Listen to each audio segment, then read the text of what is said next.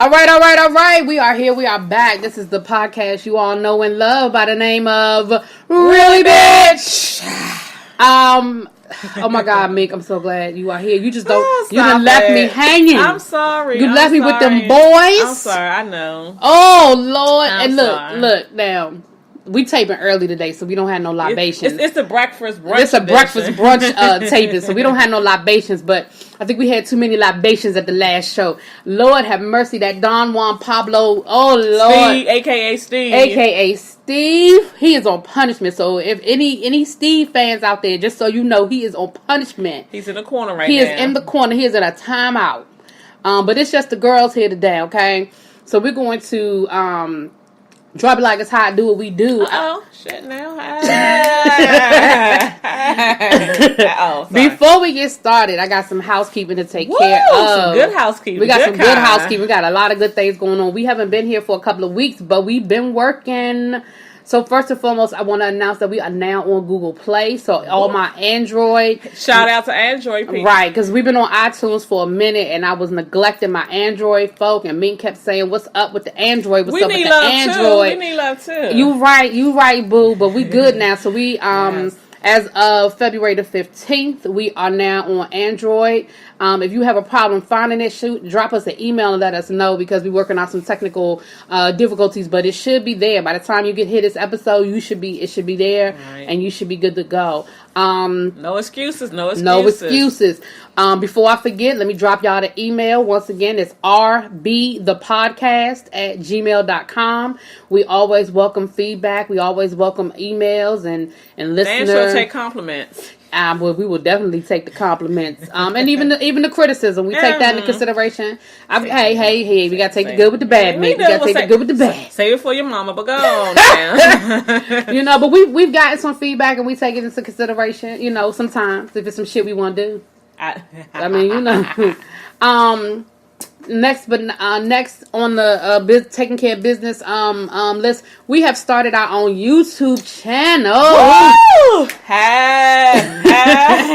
Some of the feedback that we have got, see, this is where we take feedback into consideration. Yes. Some of the feedback we have gotten is people hear us and they hear that we're having a good time, and a lot of times we say, "Oh my gosh, you just got to be here," or "Oh my gosh, you got to see that look." And the suggestion was, "Well, fuck it, show us." Y'all just see our pretty faces. Right. So we if you go to now here's where it gets tricky. Because of censorship issues, it's not spelled really bitch the normal way. So let me get a piece of paper and pen, write this down so you can get it right. The YouTube page is really REALLY, but the bitch is spelled a little tricky. It's B T ampersand for y'all who don't know, ampersand is the A inside the circle. Right. That's when you're doing the Gmail. I mean, when you're doing your email, the @ that's an ampersand. So I'm gonna say it one more time. It's really REALLY, and then it's bitch B T ampersand CH. Now, it still has the same logo. So when you're looking for it, if you play around with, again, if you're having a hard time finding it on YouTube, it's the same logo with the lips and the really bitch coming out of the lips. So that hasn't changed. But just so you know, we are uploading old episodes. We'll be uploading the new episodes, and you're going to also see us. Right now, we got some. I got some TV show reviews that I've been doing that are up there. Mink is going to join in. Hey.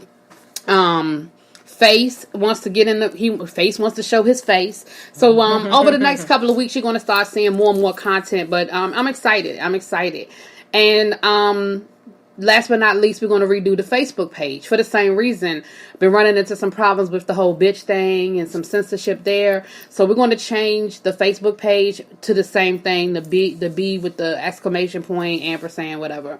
So that's what it is. I also, and I didn't share this with you. Keep it secret. I know. I also had somebody approach me from the YouTube page, because we got a few subscribers already. I just subscribe. Go on and subscribe, girl. Go on and subscribe. It's real easy. All you gotta do is log in, click it on. click on that subscribe button and watch some of them videos. See what we talking about. You get to see and hear me. But you're gonna be seeing Mink and some other folk. When we gonna get there with the content. But I see my girl Classic, y'all. Classic in the hand. Right. Okay. But what you'll see is somebody has already approached me about merchandise.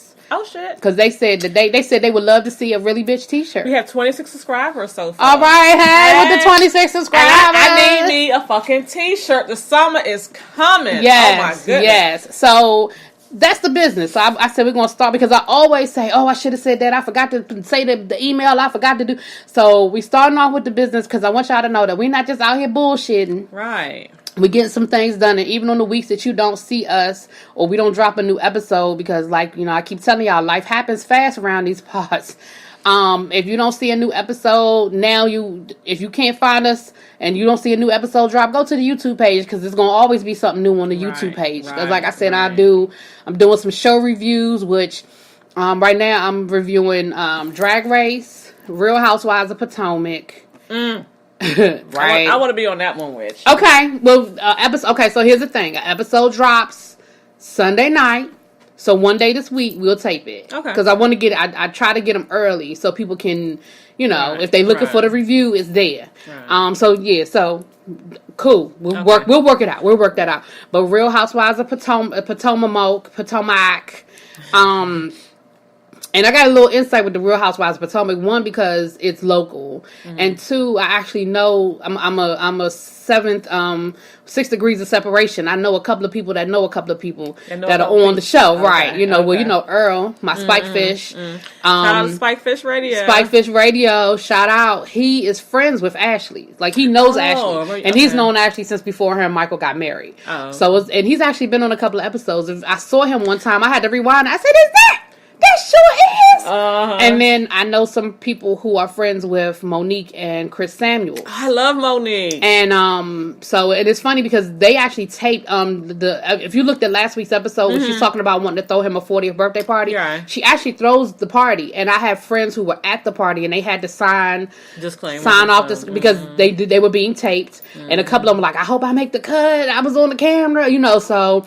That'll be interesting when it gets to that. If I can find some folk that I know, I'm trying to get an invite to the next party though. Monique, what's up? I know. She's my favorite. Off topic, but she's my favorite housewife of the Potomac. Okay, so we do Potomac. So Mink gonna join in on the Potomac. Mink gonna join in. Mink said she gotta get her eyebrows done. Yeah. So Mink gonna join in on the Potomac. Love and Hip Hop Atlanta. Yeah, love it. I did Beauty Bar, which is already done. They only had 6 episodes of that. Okay. That's where I started because I was like, well, it's a new episode. It's a new show. It's just starting. I'm not coming in the middle of anything. Let me just see how this goes. So I did Beauty Bar. One of the guys is from DC. Yes, from Glenarden. Okay, that's where he's from? Hubby's sister knows him, one of the guys from there. Okay, see, I didn't. It wasn't until the last episode that he said he was from Maryland because... Yeah. All along, they had come from Atlanta. So I was thinking he was from Atlanta, even though his mother, sister, and brother were on the show. And I thought I heard a little DC. Right. I thought I heard a little DC, Maryland. But people always trying to be like, oh, they from here. Everybody trying to claim it. But I thought I heard it. And then on the last episode, somebody asked him where he was from, and he said Maryland. And I said, well, nigga, you been... Yeah. So, okay, so you again, 6 degrees of separation. A friend of a friend of a friend kind of thing. Right. So, and it was a decent show. Check out the reviews. Okay. What else am I reviewing? Oh, Marriage Boot Camp, which is not a norm that you would see people reviewing, but I like the show, and my girl's on there. My girl Chrissy is on there. Chrissy and Jim Jones. Oh. And I love me some Chrissy. When I tell you I love me some Chrissy, I love me some Chrissy. I'm going to go ahead and say that... Okay. I like Chrissy. And then Renee is on there with her sister Renee Grazzano from Mob Wives. And Renee crazy as shit too. And I've loved Renee. Well, me and Renee have had a love-hate relationship because Renee be doing too much sometimes. But the more I see her on different shows and stuff like that, like I'm grown to really appreciate her. If nothing else, she give you good TV. You know what I'm saying? Renee gonna give you some good TV. Renee and Renee always and the funny thing is, Renee and Chrissy know each other because Renee used to be a stylist back in the day. And she used to style rappers. She used to do like Method Man and like she was in the New York scene, and she was she knew all of them. It came out on Mob Wives because at one point she was looking for a job, and she went back to try to go back and start doing styling and stuff again. And her temper is what really got her in trouble. They were like, and everybody kept saying, Renee, you're good at what you do. Like, you know how to style people. Like, you're good at it, but people just can't deal with your outbursts. And cash your check when you get attitude at home. There you go. There it is. So anyway, what else do I review? RuPaul's Drag Race. Ilana's Fix My Life. Okay, and I don't do every episode, but I did the first episode with that little girl. Did you see that? With the little girl who had been kidnapped. Yeah. I did that episode, and then I did last week's episode with Trina and Gabe, because they had Trina from the Braxtons on there. I did do that. I'm not doing the Braxtons. I cannot. I will not. I am not. I'm not. Green eggs and ham. I wouldn't. Yeah, exactly. As my teacher. As your teacher. I can't. Because first of all, it seemed like the whole season gonna be about Tamar and her divorce that she didn't even fucking tell y'all about, and now she ain't speaking to nobody. And again, I people deal with things differently, and I can't walk a mile in her shoes. Far be it for me to put myself in her situation. I ain't doing it, but it is, but I just ain't doing it. So I can't do the Braxtons. So don't nobody send me no email asking me to do, because I already had somebody ask me to do the Braxtons. I can't do it. And I don't watch it, so don't ask me then. Because all it's gonna be is me cussing them out every week, and that's not good. That ain't a good review. Right. I think that's basically it. I think those are the shows that I basically do. I think I'm gonna do Power, so we can do Power together. I don't watch that show. You don't fucking. I thought you watched. What the fuck is wrong with me? I've seen one episode. I swear I thought you watched Power. I saw one episode of Power. Write your congressman. Don't give a shit. I wasn't impressed. Okay. I don't like I don't even watch Empire. Okay, so. Well, I can understand Empire.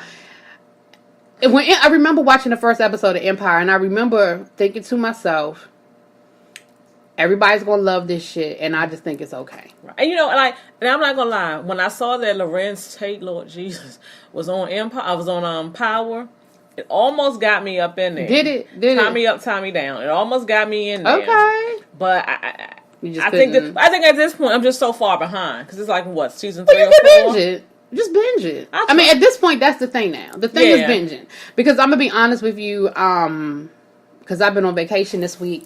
I've been binging because I got shit saved up on my DVR, and I've been binging.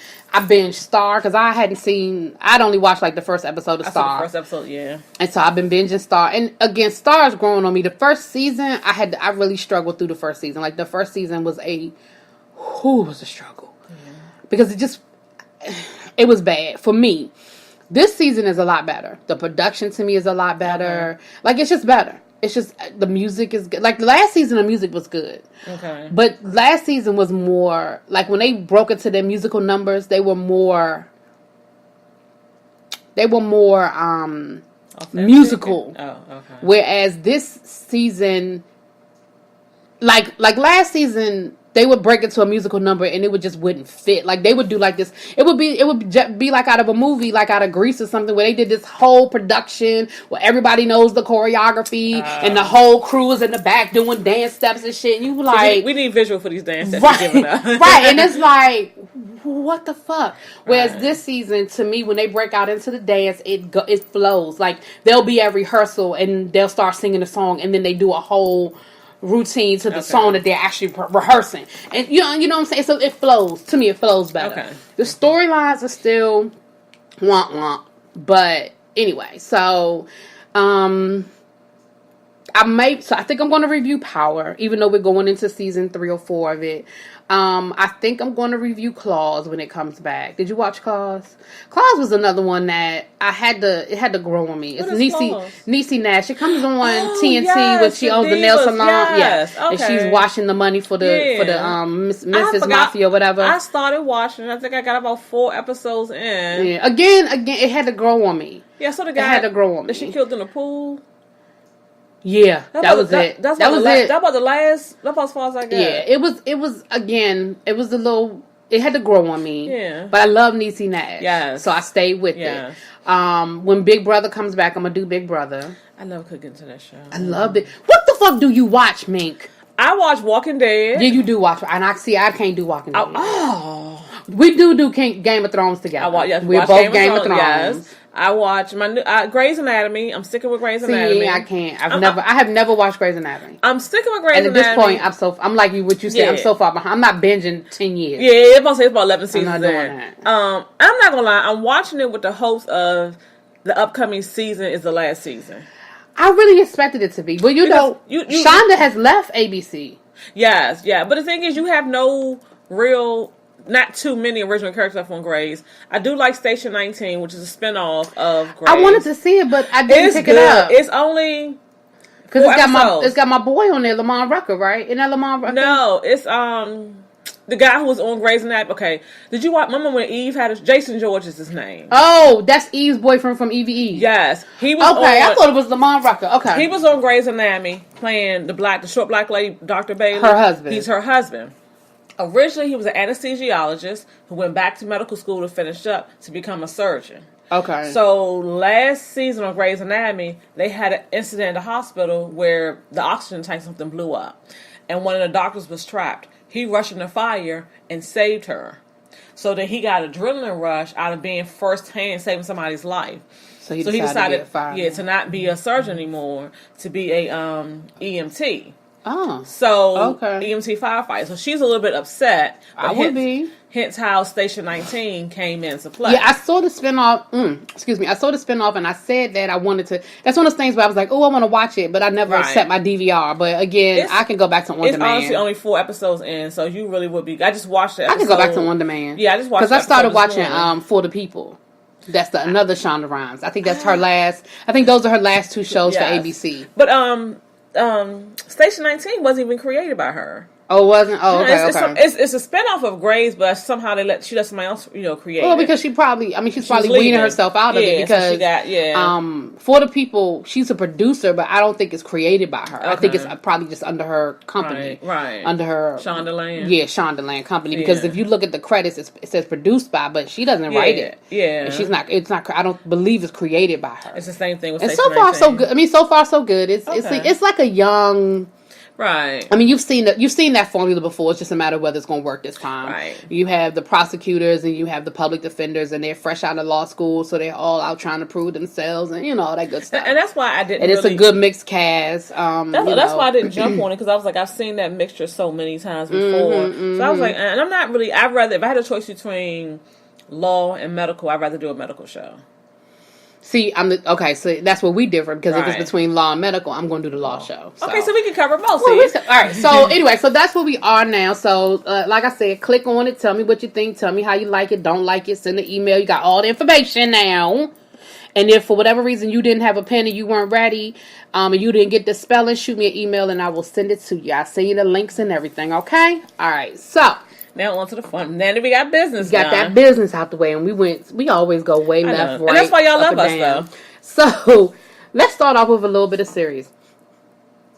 I'm sorry, nothing. I'm sorry. Let's start off with a little bit of serious. We have a young man by the name of Michael Brown. Shout out to Mr. Michael Brown. Right, and unfortunately, that name is synonymous with some other things, but we're not going to go down that road today. He just so happened to share a name, but his absolutely, name, but we're going to stay positive, and so... Positively speaking, Michael Brown, young man, he applied to... Is he local? That's meant to ask. I don't think he's local. There is a local boy. It's a boy in Baltimore who got into all of the top Ivy League schools, and he's out of Baltimore. But this young man, I don't think he's local. Okay. I could be wrong.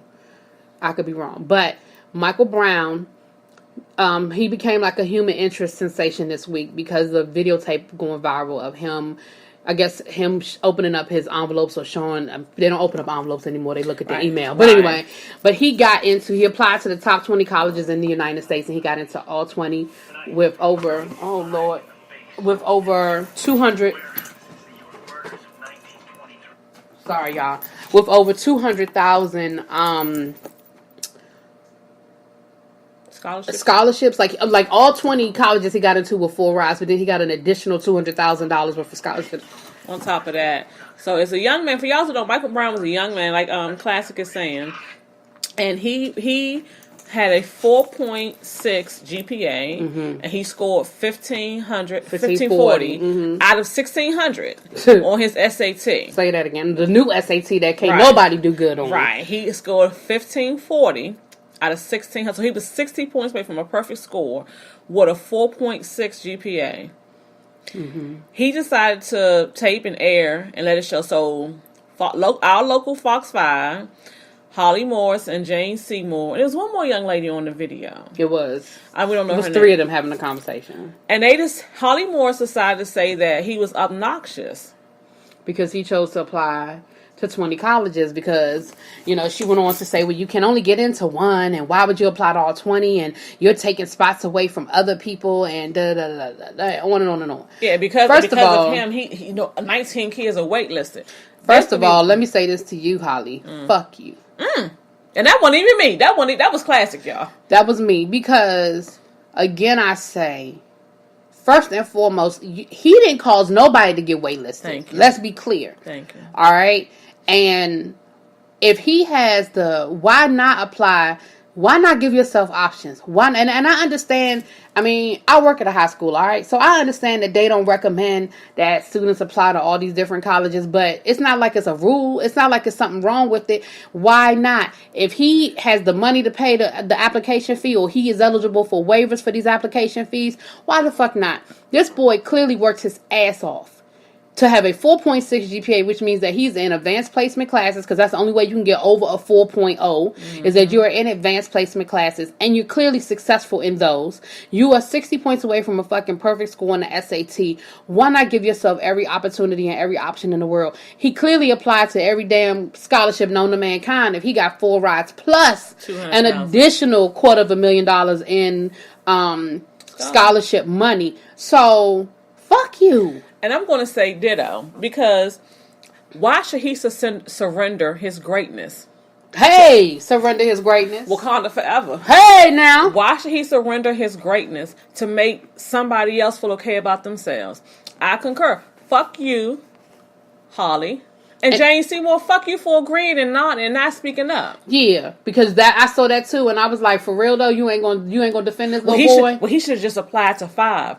Why? Why is that the magic number? Why? Why? Because you said so. When your old ass was applying to colleges, how many did you apply to? I applied for more than 5. Thank you. And I'll be honest, I applied for a different reason. I applied because I was like, I want to make sure I get into somewhere. I'm just gonna keep it real. And the thing about but I applied to more than 5 colleges. With his greatness and his scholastic greatness, he gave himself options. Absolutely. Isn't that what life is about? Absolutely. Options. And isn't life about working hard so that you put yourself in the best possible position? And that's what he did. He worked hard and he put himself in the best possible position. So fuck you, because your son ain't get into his top school. How about that? And the thing about it is, if I was his parents, I would, print out his acceptance letter, because again, we don't get no envelopes anymore.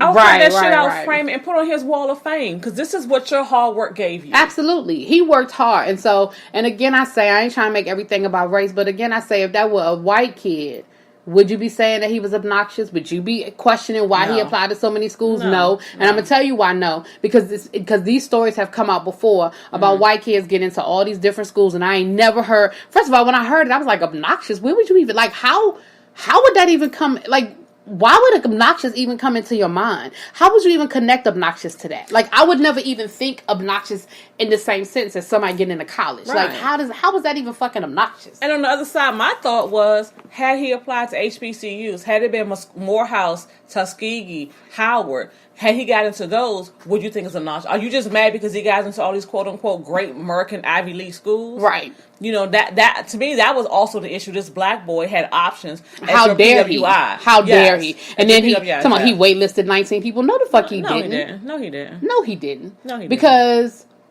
first and foremost, and if he did, so the fuck what? Somebody gotta be waitlisted. Shit. Thank you. I was waitlisted when I applied to schools. Some schools I got in. Some schools I got waitlisted. Some schools said thank you, but no thank you. Guess what?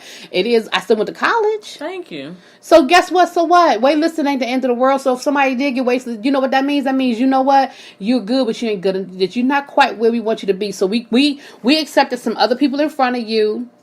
And if for whatever reason, because we only have a certain number of slots, right. And if for whatever reason anybody in those slots decide to go somewhere else, we're going to bump you on up. But the thing about and there's nothing wrong with being waitlisted, because the waitlisted technically means you got in. We just don't have a space for you. But the thing about it is also, Had they been smart like him, they'd had 19 other fucking schools that may not have waitlisted him. Hey, say that again. What? So say it again. What? They may have had 19 other schools. Now, bring me the kid that got a better GPA, a better resume, a better SAT score that he took a spot from. Then we can have a conversation. Thank you. But if he only taking spots from people who are equally yoked or a little bit below what he bringing to the table, fuck, I don't give a fuck. Because that's what it's about. And into my thing song, I don't give a fuck about You get it, hey, hey, hey. I don't give about you. Okay, and that's really what it boils down to. Yeah, for me at least. Yeah, and so congratulations. And what I read this morning, I was telling you, I read this morning that he did an interview, and that's the reason why I don't think he's local, because he Skyped in an interview with Fox 5, and he thought it was to get an apology, but he said that the apology never came. They interviewed him, but she did never apologize for calling him obnoxious, and so he's not authorizing the release of the video until he gets his apology. Now, I read that on the internet, so let me just put a disclaimer that allegedly happened, and if it's not true, if that's just some internet bullshit, but that's what I read, that he did an interview, and he thought he was getting an apology, he didn't, and he is not allowing them to release the video. And again, if this is true, I applaud him even more. Exactly, this is true, because again, he's not no dumb nigga. Right. He's not no dumb nigga. Right. You know, so yeah, we're gonna move. Yeah. Boom. Congratulations. Congrats, booby. So here's another congrats we need to throw out. We need to throw out a congrats to Cardi B. Cardi B's album came out midnight.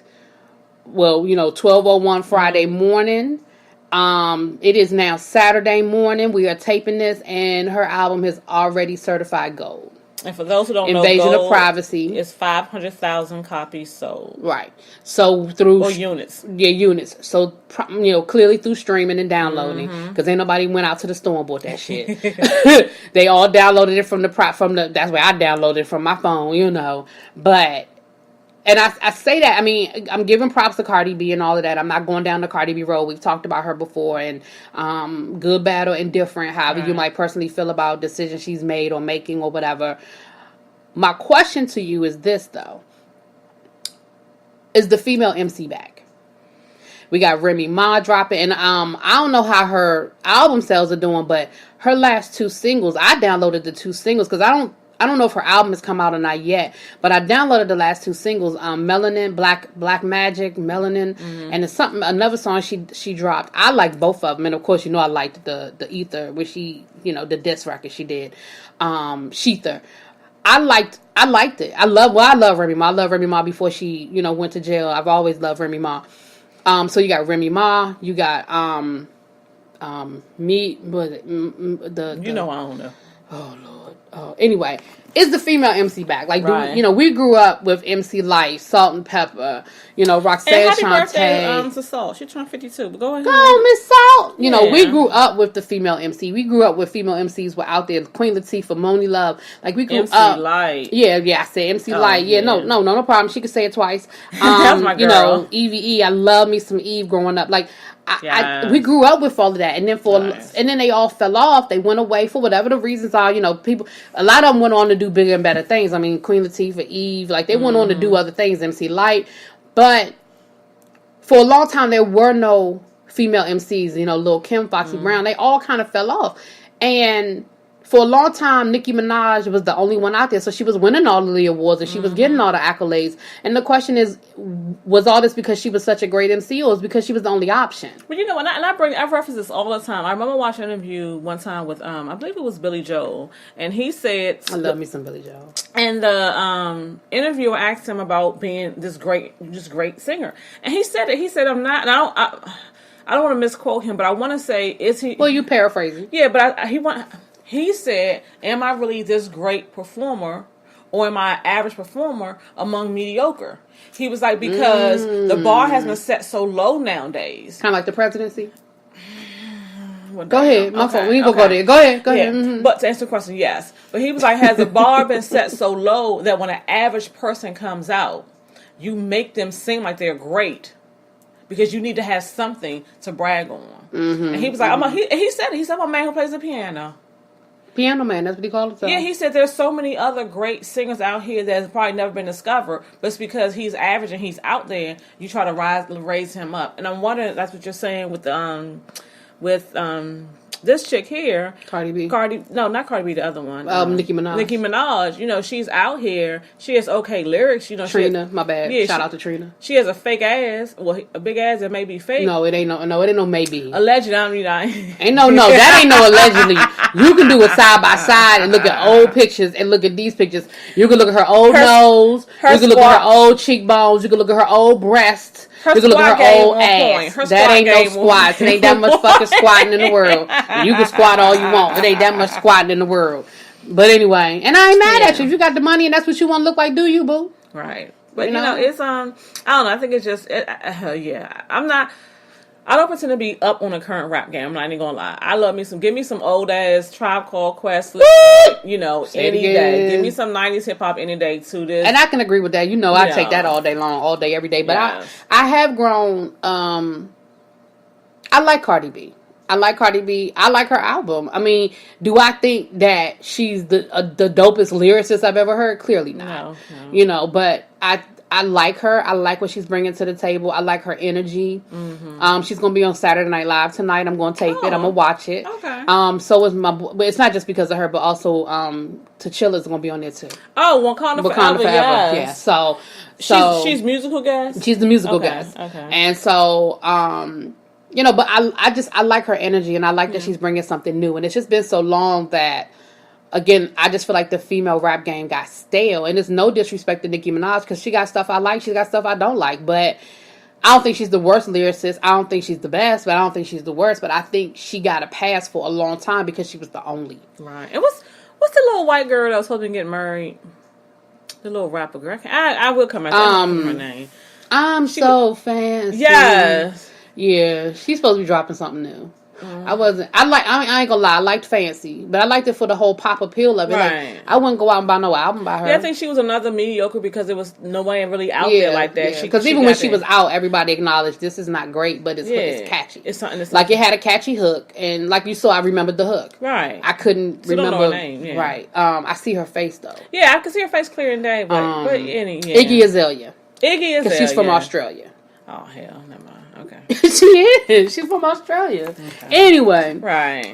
So yeah, we're gonna keep an eye on that. Probably by the time we come back, it'll be probably certified platinum, maybe even double platinum shit. But I like I said, I like her energy, and again, email us, y'all. Let us know. Do y'all think that it's just because we got the return of the female MC, or is it just she's just a diamond in the rough, and she's just, you know, getting lucky out there? Like, let us know what y'all think. And if you see the other female artists on the rise, and there's some more out there. I'm sure I'm gonna get emails of who I forgot to mention. Like, it's out there. Like, I'm not saying that they're the only ones, but we're talking about when you turn on the radio, what you hear, when you you know, when you looking at the top 100 or whatever, who you hear. Right. That's what I'm talking about. All right, well, let's stay a little bit with celebrity. Let's move into a serious conversation for a minute. Emily being fabulous. Now, it's been beat to death. I'm sure y'all know. No pun intended. Oh, God, I really didn't mean, oh, my God. I'm sorry, because I did not mean to do that. I know. I don't be making fun of certain things, and that ain't one I'm sorry. I really wasn't. Ooh, Jesus. Pick your words better, classic. But it's been out there. People know the story. I'm sure you've seen the video and you have your own opinions. But again, we're dealing with the basics, and the basics are women in abusive relationships, why they stay, and we can get into the psychology of it all. But in this particular case, we see the video, and my thing is, you know, pictures speak volumes. And in that video, you see her cower when he comes after her. That's a woman who's been hit. But you know what? This is not no first time I lost my temper. I'm so sorry. You all have engaged in an abusive relationship. And that's my opinion. This is allegedly. This is just what I think. But when I saw her cower like that when he came at her, that wasn't a woman. Because, see, that's a woman who's used to being treated a certain way. I'm going to just But you know, that. But also what I noticed was, and I'm not going to lie, full disclosure, I just watched the video this morning before we did this podcast here.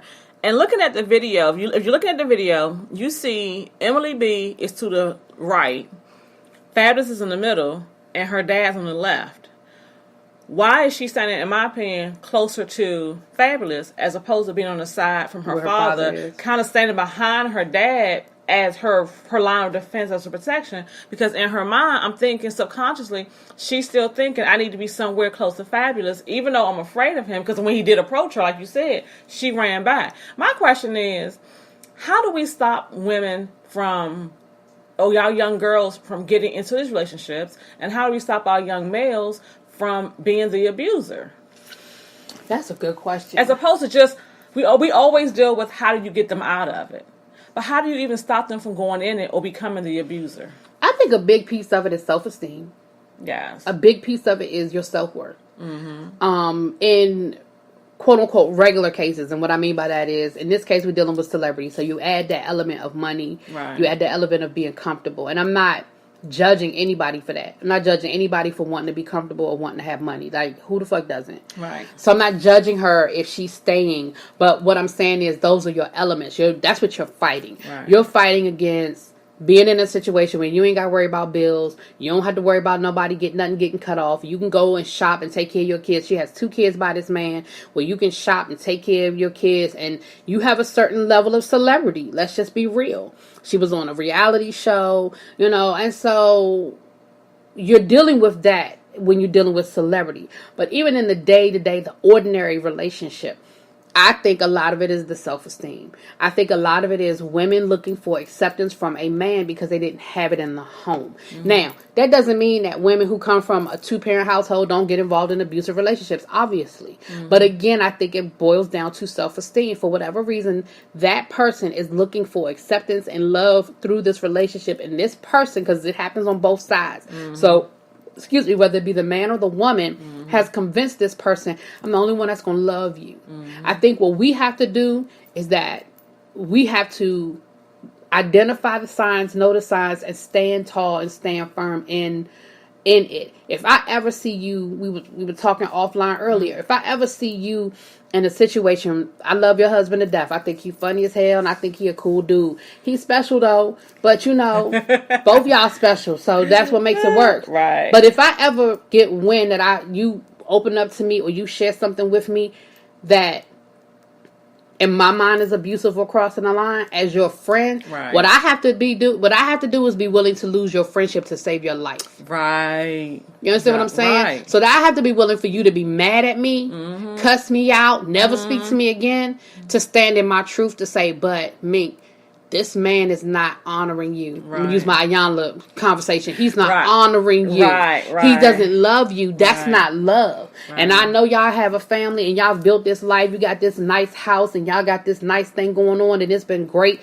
It's been a great 20-year ride, but the last 2 been some bullshit. Right. I just saw where a former mutual friend of ours, I just, because somehow it got into my, though I know how Instagram. I'm not friends with them on Facebook anymore, but I'm still friends with one of them on Instagram. They just got married. And I know their relationship is toxic. I know it's abusive.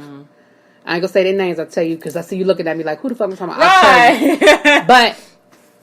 But she married him anyway, but all I can say is I stood in my truth and I told you how I felt and I told you what the situation was. Right. Now, I can't make anybody do anything, but I think that's part of it. We have to recognize the signs, and when we start seeing those signs, whether it be in our own relationship or with other people, we have to start standing in that and say, you know what, he's alienating you from all of your friends, or he is very controlling. Why can't you go out with us without checking in? And that's very important. And I've had that conversation with my daughter, the tall one, and I'm always telling her. And I told her, I said, you know what? I said, whoever you choose to date, if the first thing you decide to do is, if he decides to say, oh, well, you can't go there, or you can't go without me, or, like you said, alienate, you don't need to go see your mother, you need to go see your father, don't hang with your siblings, don't do this, don't do that. That's a definite sign, because once they do it, they isolate you. Right. They make you feel like that they're the only ones who love you, that they're the only ones who's going to be there for you. Like, they create that narrative. They control the narrative. And when you get to a point where you've allowed that to happen, then you're right. And it's not that you don't have anybody else, because your friends are going to be your friends. Right. Family going to be your family. But you have created an environment where you have alienated yourself from everybody. And you've allowed it to happen. And I think the other thing that people need to realize is it's never too late. Like, don't think that it's gone on so long that people not going to love you or people not going to open you with welcome you back with open arms, whatever.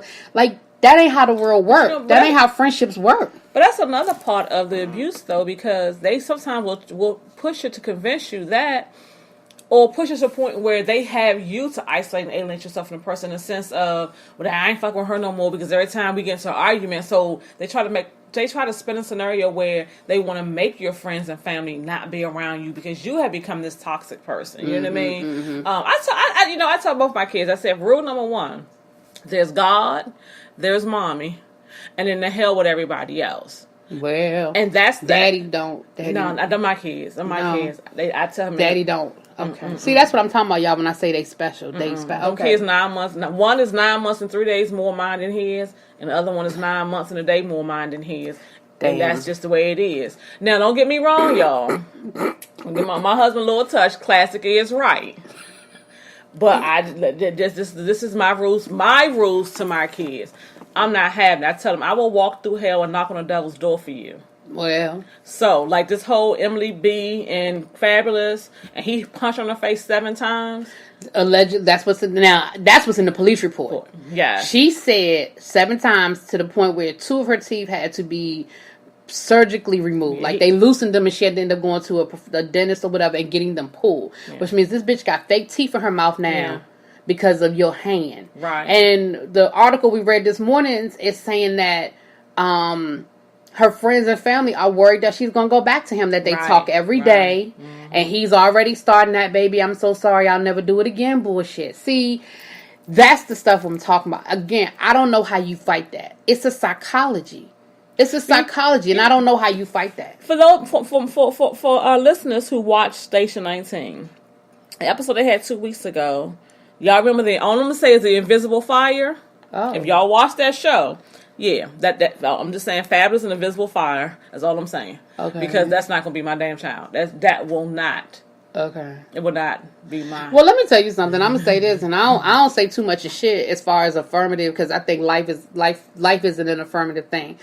But I've always said, I ain't going to say what a man won't do once, but I'm going to say what he won't do twice. Now, I ain't going to say a man won't never hit me because I can't control what he going to do. First swing. But I'm going to tell you what won't happen a second time. Thank you. But you know what? And that's very important because, my thing is, fool me once, shame on me. Yeah. Fool me twice, fuck you. I'm not doing it. She just changed the... Okay, I'm going to write that new one down. Fool me once, shame on you. Fool me twice, fuck you. Yeah. Because I agree with you. I can't control you the first time. I'm gonna say this. Again, I think it's a psychology. I think I think it comes down to self-control. Self-esteem and love for yourself. I think we have to, especially women, we have to get away from, oh, he's the father of my child. Oh, he loves me. Fuck that. Because now you're raising your sons to believe it's okay to hit their woman, and they will carry on that pathology. Because look at Chris Brown. Chris Brown grew up seeing his mama get her ass beat, and he said that he hated his stepfather. He always said, I'm never going to be that. But what did he do? He fell into that pathology. He didn't consciously walk into that. Mm-hmm.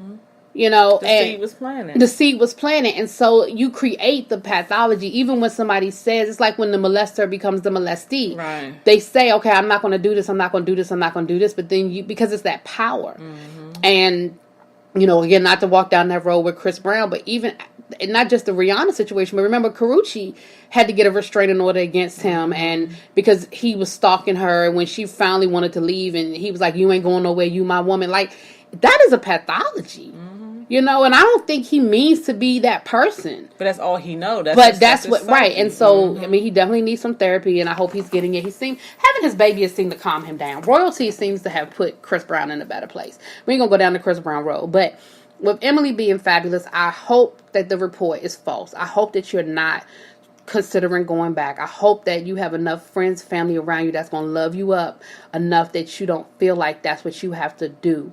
Fabulous. I hope you get the help that you need, because that doesn't, being a violent person doesn't make you a bad person, but when you don't get the help, right, that's the problem. That's just like anybody else. You go out here, you rob a bank, you make a mistake. Okay, you can be, you know what I'm saying? That doesn't make you a horrible, horrible person, but you need some help. Right. And you get some help. And maybe they said, the article that we read earlier offline was saying that he was facing 3 to 5 years. He ain't going to jail for 3 to 5 years. But maybe if there's some type of, he'll probably have some, don't do that. She keeps spelling out this nigga. But I think he'll be some punishment. But first of all, I would be shocked if this ever goes to court. I would be shocked if there's ever a trial. Secondly, if there is a trial, I will be shocked if he sees a day in jail. What I was going to say is hopefully... Because it's his first offense anyway, right? It's a bad offense, but it's his first offense. I thought he was in jail before. I don't know. I don't follow FABO. But, you know what? My thought is, hopefully, whatever this process is for him, her, and them together, especially because they have kids. Mm-hmm. So there has to be some type of mediation throughout it all. Absolutely. I'm hoping that maybe there's some type of court-mediated separation for them, where he gets a restraining order, where he can't come to the house, and maybe that time will give her a chance to try to heal, find her value within herself. Okay. Because my auntie always told me, you can't expect somebody to put value on you. That's true. You have to have it. You know what I'm saying? Right, value yourself. That's what I'm saying. That's self-love. That's yes. And I can honestly say, I can look back on my life. There were times in my life where had I ran into the wrong guy, right, I could have been in an abusive relationship because I didn't have that love for myself. Right. I didn't have that self-love and that standard. Right. I just, I would have been, I remember a couple of ex-boyfriends that they probably could have beat my ass because I was so in love with them and in love with that relationship that if they had taken it to the next level, I can look back on it now and honestly say I may have gone down that path. And then, a lot of times with the I don't want to say the victims, but a lot of times with the women who go through it, you carry the shame of it. You do. You carry the shame. It's not easy. Yeah, I allowed this to happen. So it's my fault. He hit me because I made him mad or I angered him. Then it's my fault that it's happening. He told me not to wear pink. Right. Then it's my fault that it's happening because I allowed him to hit me now. So you carry a lot of shame with it, and I'm on the fence about it because I think we do need to be, I don't want to say harsh, but we need to be stern on the women to let them know you don't deserve this. But we don't need to shame them for it happening. Because, again, you can't control his action. You know what I mean? Control how I tell my students this all the time. You can't control what somebody does. You can control your response to it. And that's what my auntie told me coming up. She was always telling me, I was a hot-tempered kid. No. Yes. Shocker. I know. And she's always telling me, you need to calm your ass down. You don't have to react to everything that everyone says or does to you. Right. You can't control what people do, but you can damn sure control how you react. How you react to it. So, Yep. I can't. I hate when people say I can't help it. Yeah, you can. Think about it. Unless it's a medical condition. Yeah, you can. Yeah, I admit my filter don't always work, but fuck it, I do have a filter. I do have one. Do you? That shit, it's slippery every once in a while, but I try to get up there and put it back in place. They used to tell me at my old job, they were like, you have no gatekeeper. And I'd be like, I do. She just take a lot of breaks. You know what I'm saying? Because sometimes I stop myself. Right. But yeah, she take a lot of breaks. She got a cigarette habit or something. She be on a lot of breaks. I don't know. And I don't know. My wonder twin brother, call him Slim. He trying to get on the podcast. We gonna get you here, boo. We gonna get you here. He always telling me my face shows it and things like that. Mm-hmm. And he'll get this running joke like, you're mean. And I'm like, I'm not mean, because what I say and what I want to say, there is a gap between it. But see, that don't mean that what you do say ain't mean. He just mean that what you wanted to say was worse. Yeah, that don't mean it wasn't mean. So, and that's what I'm working on. Okay, and that's when my filter slips, and that's what I'm working on. Because I've had somebody say to me, I had somebody told me I was a bad mother because I didn't raise my kids the way they want me to raise my kids. And if y'all can see my face, see, that's why we got to start taping it. Because I'm surprised that person got their teeth. But go ahead. We was on the phone. Oh, okay. We was on the phone. And I was going to make that ride to their house. I'm about to say, because I'm surprised they got teeth. Talking about some of you a bad boop. Yeah, so, and what I said to them was, you know what? Fuck you. And I will skull drag your ass when next time I see you. Mm. What I wanted to say was, you motherfucking low rent, bottom dollar basement bitch. I can't with her. But I was being respectful. No, you didn't. It's a difference. But again, I say that doesn't negate one from the other. That's like saying I ain't no thief Because if I had stole what I wanted to steal, Yeah. but you still stole something. I stole one pair of shoes. I was like the whole fucking Right, shelf, like but... what I really wanted to do was pull out a gun and rob the whole cash register. Right. That don't mean you didn't steal. That don't mean you wasn't a thief.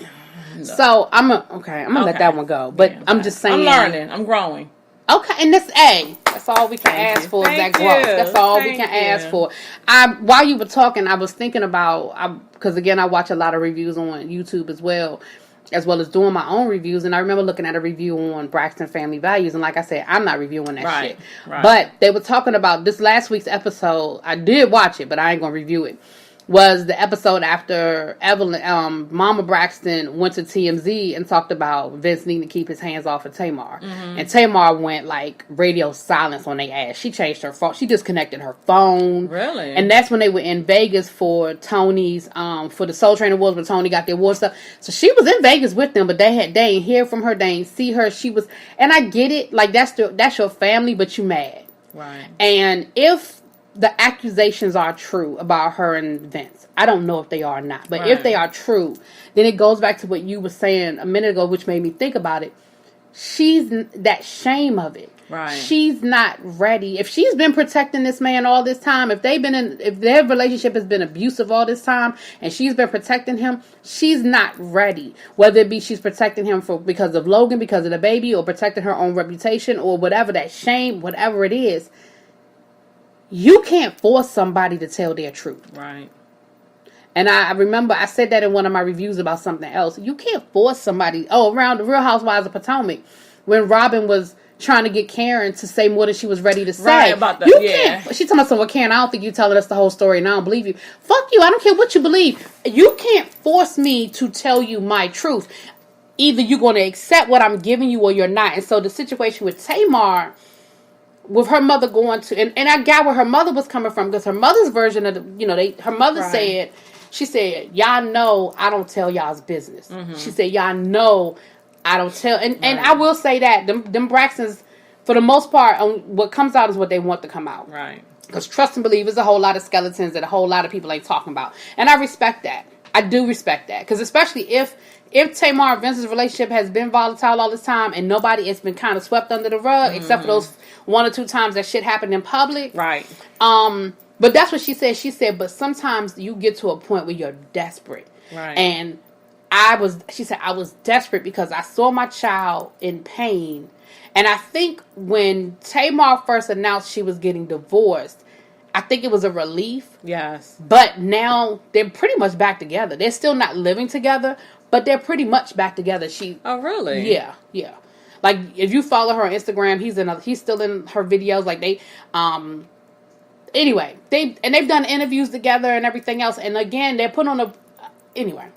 It's like, I don't know what's going on behind closed doors, but what I'm saying is, publicly, they're still very much showing a united front. Let me say that. And I'm not going to say pretend to know where she's at. I'm not even going to criticize her for her decisions. You know what I mean? Right. Because I'm pretty sure it's hard in a regular relationship. It's hard to divorce your spouse, especially when they're children. It's hard to divorce your spouse. Right. Then when you add children, you bring them your child's home and on the only world that they've known. Right. So that's a big only decision. Child and the type of lifestyle that they have. Right. It's a big decision. It's a lot. But I say it to all our listeners, man, woman, or child, whatever.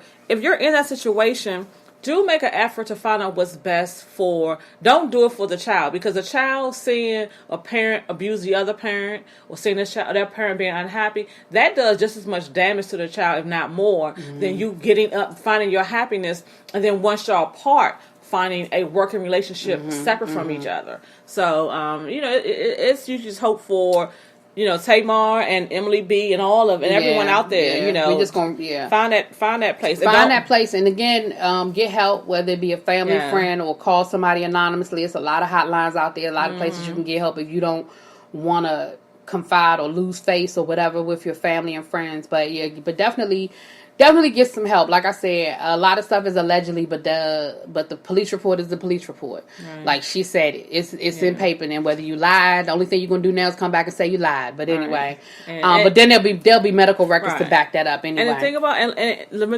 materialistic stuff, leave it all behind. That's bullshit. Look at Tina. Tina left it all. Because the thing about it is, if you get hit the wrong way at the wrong time, you're gonna really leave it all behind. Absolutely, absolutely. I remember again, and I'm gonna say this, and then we're gonna move on to the next topic. Riddick Bowe, I don't know if you remember the boxing champ Riddick Bowe, and his wife goes to my church. Oh. And she told a story one time that, because he had been abusive to her, and she said the day she decided to leave was one time he hit her, and she passed out. I can imagine. Right. Well, he was a fucking professional boxer. And she said as she was losing consciousness, she heard one of her kids say, "Mommy's dead." Oh, shit. And she said that's what she said that did it.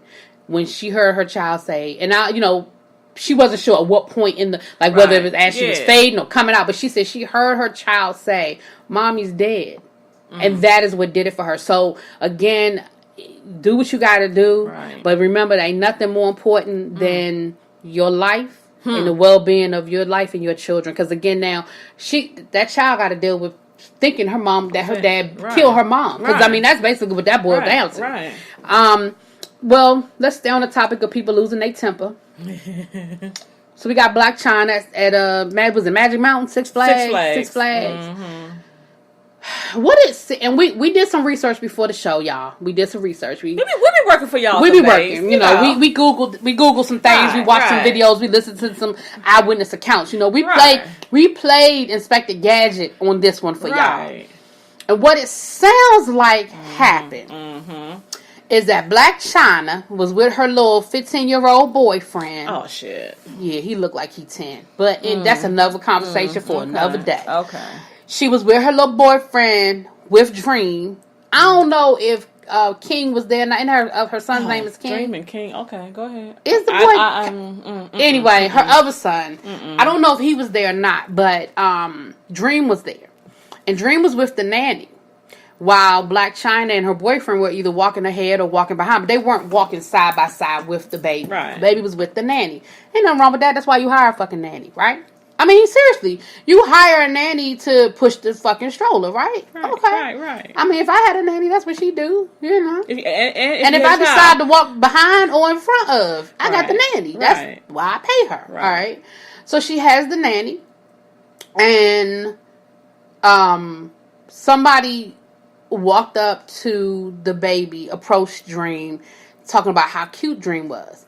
Now, according to the girl who was involved in the altercation, what she said happened next was that the nanny came towards her with the baby, and she took that as an invitation to engage with the baby, and she proceeded to, I guess, touch the baby. Right. Now, what happened was China was not happy about a stranger touching her child. And I understand. And proceeded to make the comment, "She touched my baby again, I'm going to whoop her ass," or something to that effect. Mm-hmm. And the girl said she saw them later on in the park, and she decided to approach Black China. She said somebody else came on. Yeah, somebody else told her that China said. Yeah, are you the girl Black China was talking about? Right. And she asked her, "What did she say about me?" Exactly. Well, Black China and the person allegedly told her that Black China said she's gonna whoop your ass. Right. So this young lady took it upon herself, according to her, to go back over to Black China and say, and confront her. "You got a problem with me?" Boom, boom, boom. Now. And then in the girl's interview, she went on to say, "Well, I didn't know that was Black China's baby because it was a mixed baby. I didn't know that was the mother. She wasn't walking with her." First of all, that baby being mixed, what the fuck that got to do with any part of this story? But I'm going to throw that out. I'm going to let that go.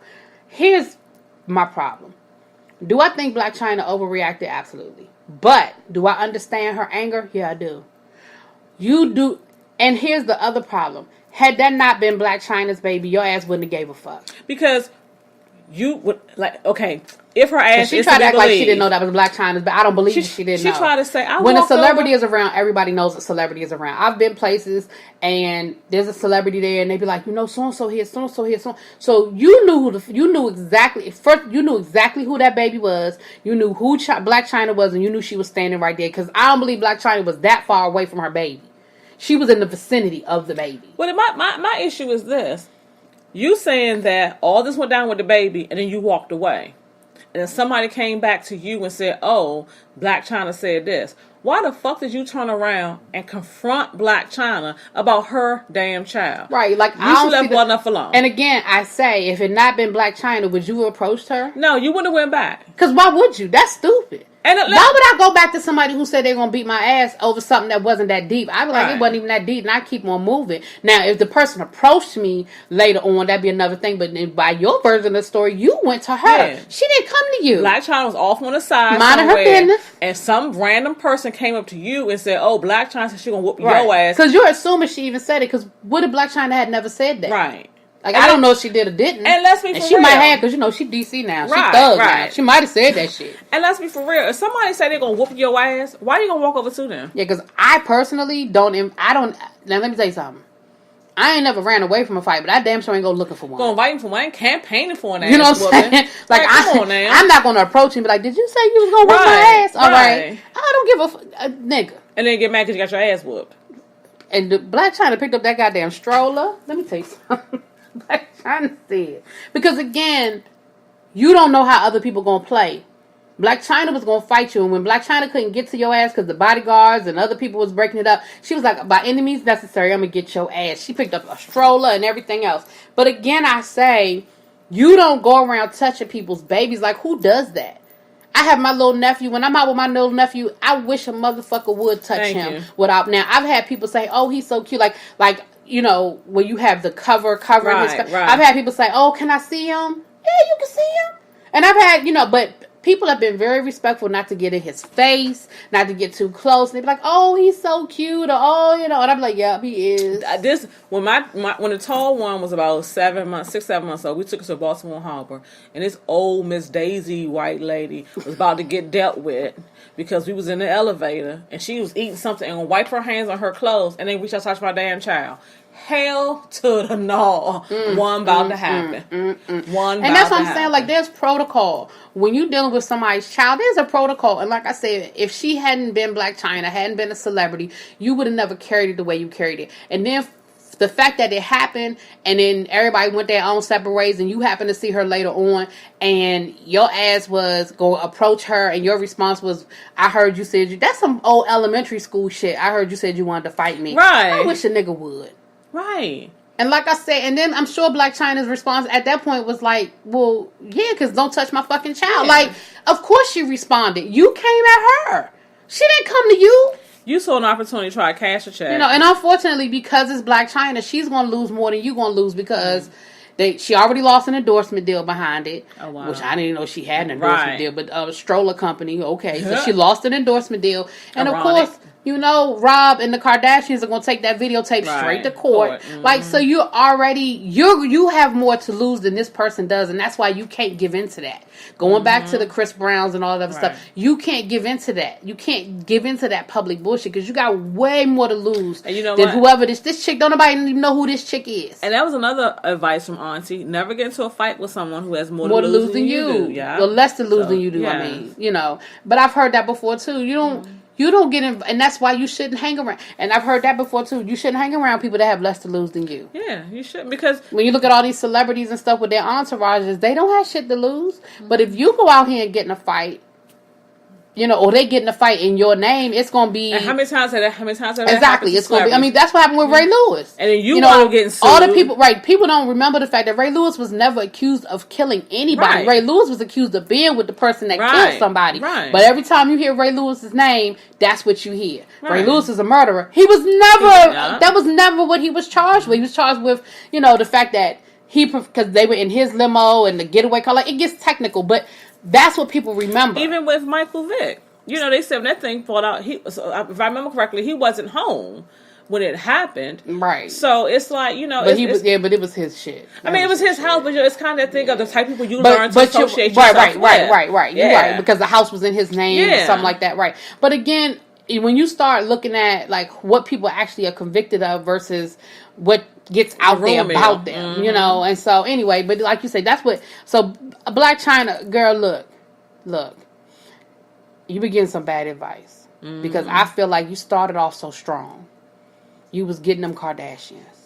You had you a baby. You know what? You know what I'm saying? You had them on the ropes when Rob put that shit out about you. You had them niggas on the ropes. But now you giving them the ammunition to fuck you. Mm-hmm. Boo. Get it together. Take your baby to Sesame Place. Did you say?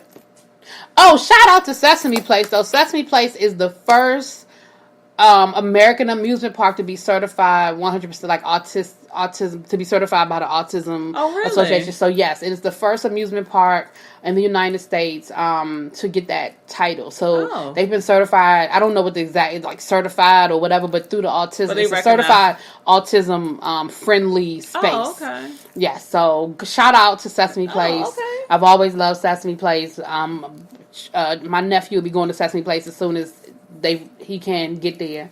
That's my boo. He got the whole Sesame Street collection. I wonder how he got it.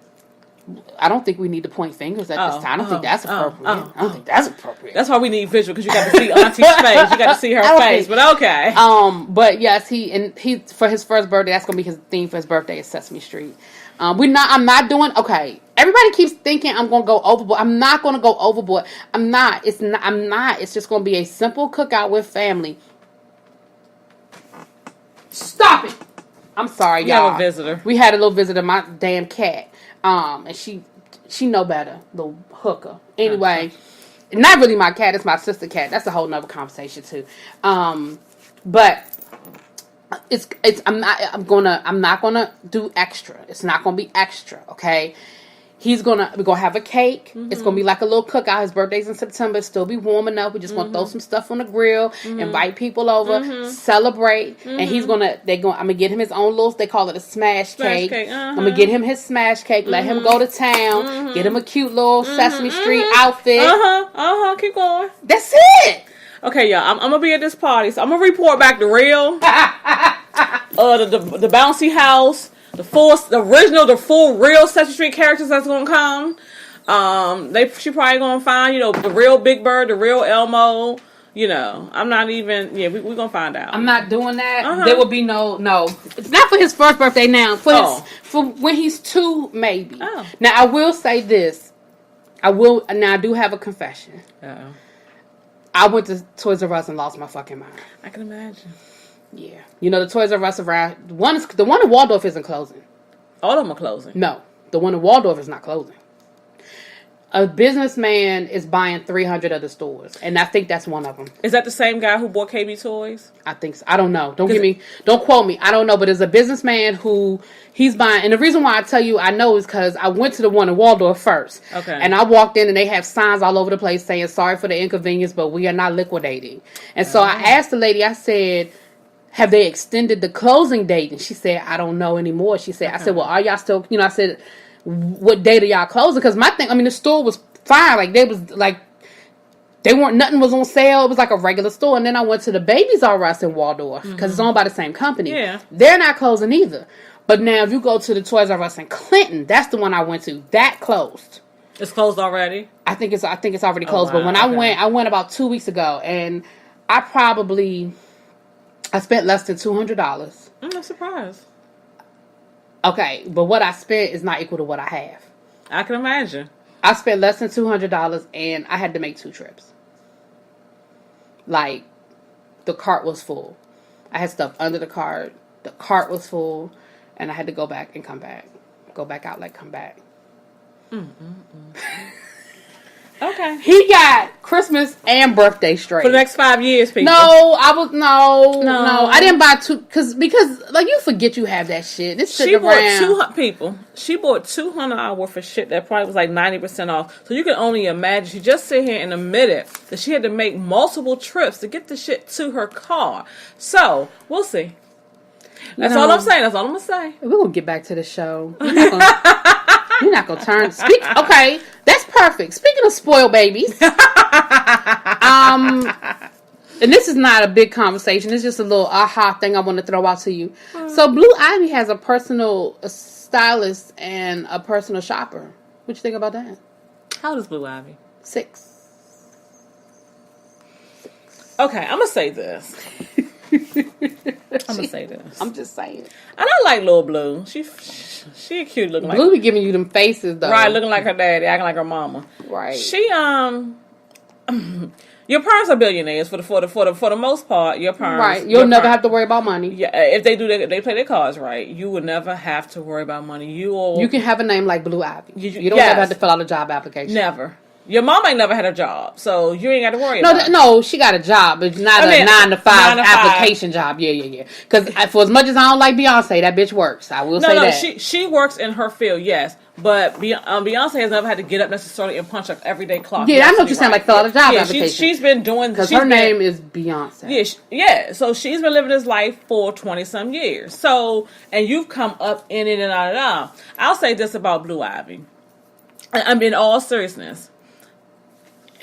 In 20 years, I like to see where she lands as far as her personal struggles, her outlook on life, because her vision of the world is completely different. Your play dates are you, your mama, Gwen Stefani, and whoever else on the plane. What's the girl name?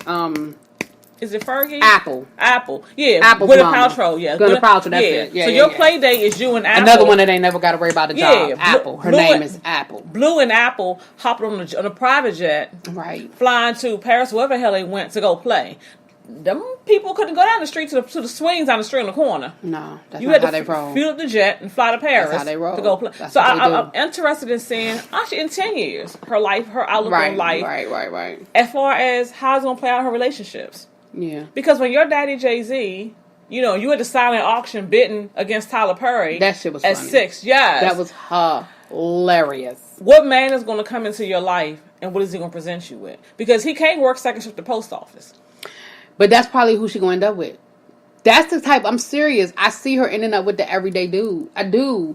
It'll be interesting to see. But here's the thing. From a lifestyle point of view, I ain't mad that she got a personal shopper. I'm not mad that she has a stylist because Beyonce, her mama got one. Beyonce don't be picking them outfits out. Okay, so now I think it's... And I think it's probably only for formal events. Like, I don't think it's her everyday. Like, because they were saying that he picked out the outfit she wore to the Grammys, the outfit she wore to the auction, the wearable art auction, and the one for the music video. Like, I don't think when she going down the street to Oshkosh, I don't think it's that. But let's be clear, this is somebody that's probably had labels in her closet from day one. Like, her diapers was probably designer. Right. You know what I mean? Yves Saint Laurent. And I don't have an issue with that because it is her lifestyle. You know what I mean? Yeah. I get that. My only issue is, now I disagree, because her mother has a personal stylist, she's a child. Because on average, the average everyday life, there are things that I have that my child doesn't that my kids don't have. That's true. That is true. It's part, I know when we were coming up, part of our generation is, Mommy and Daddy get the big room because Mommy and Daddy go to work and they work Daddy hard. Get They the provide. big piece of chicken. Yeah, so it was a. Speaking of Mommy and Daddy getting the big room, did you check out the Versace? They did the Versace story like they did OJ, where they did like the movie. I didn't watch. No. Okay, go ahead. I'm sorry. That's a whole nother. That was good. It was good. It was good. So my thought is, no, I don't, and I think just we gonna go left a little bit, people. But I think this is the problem with the current generation.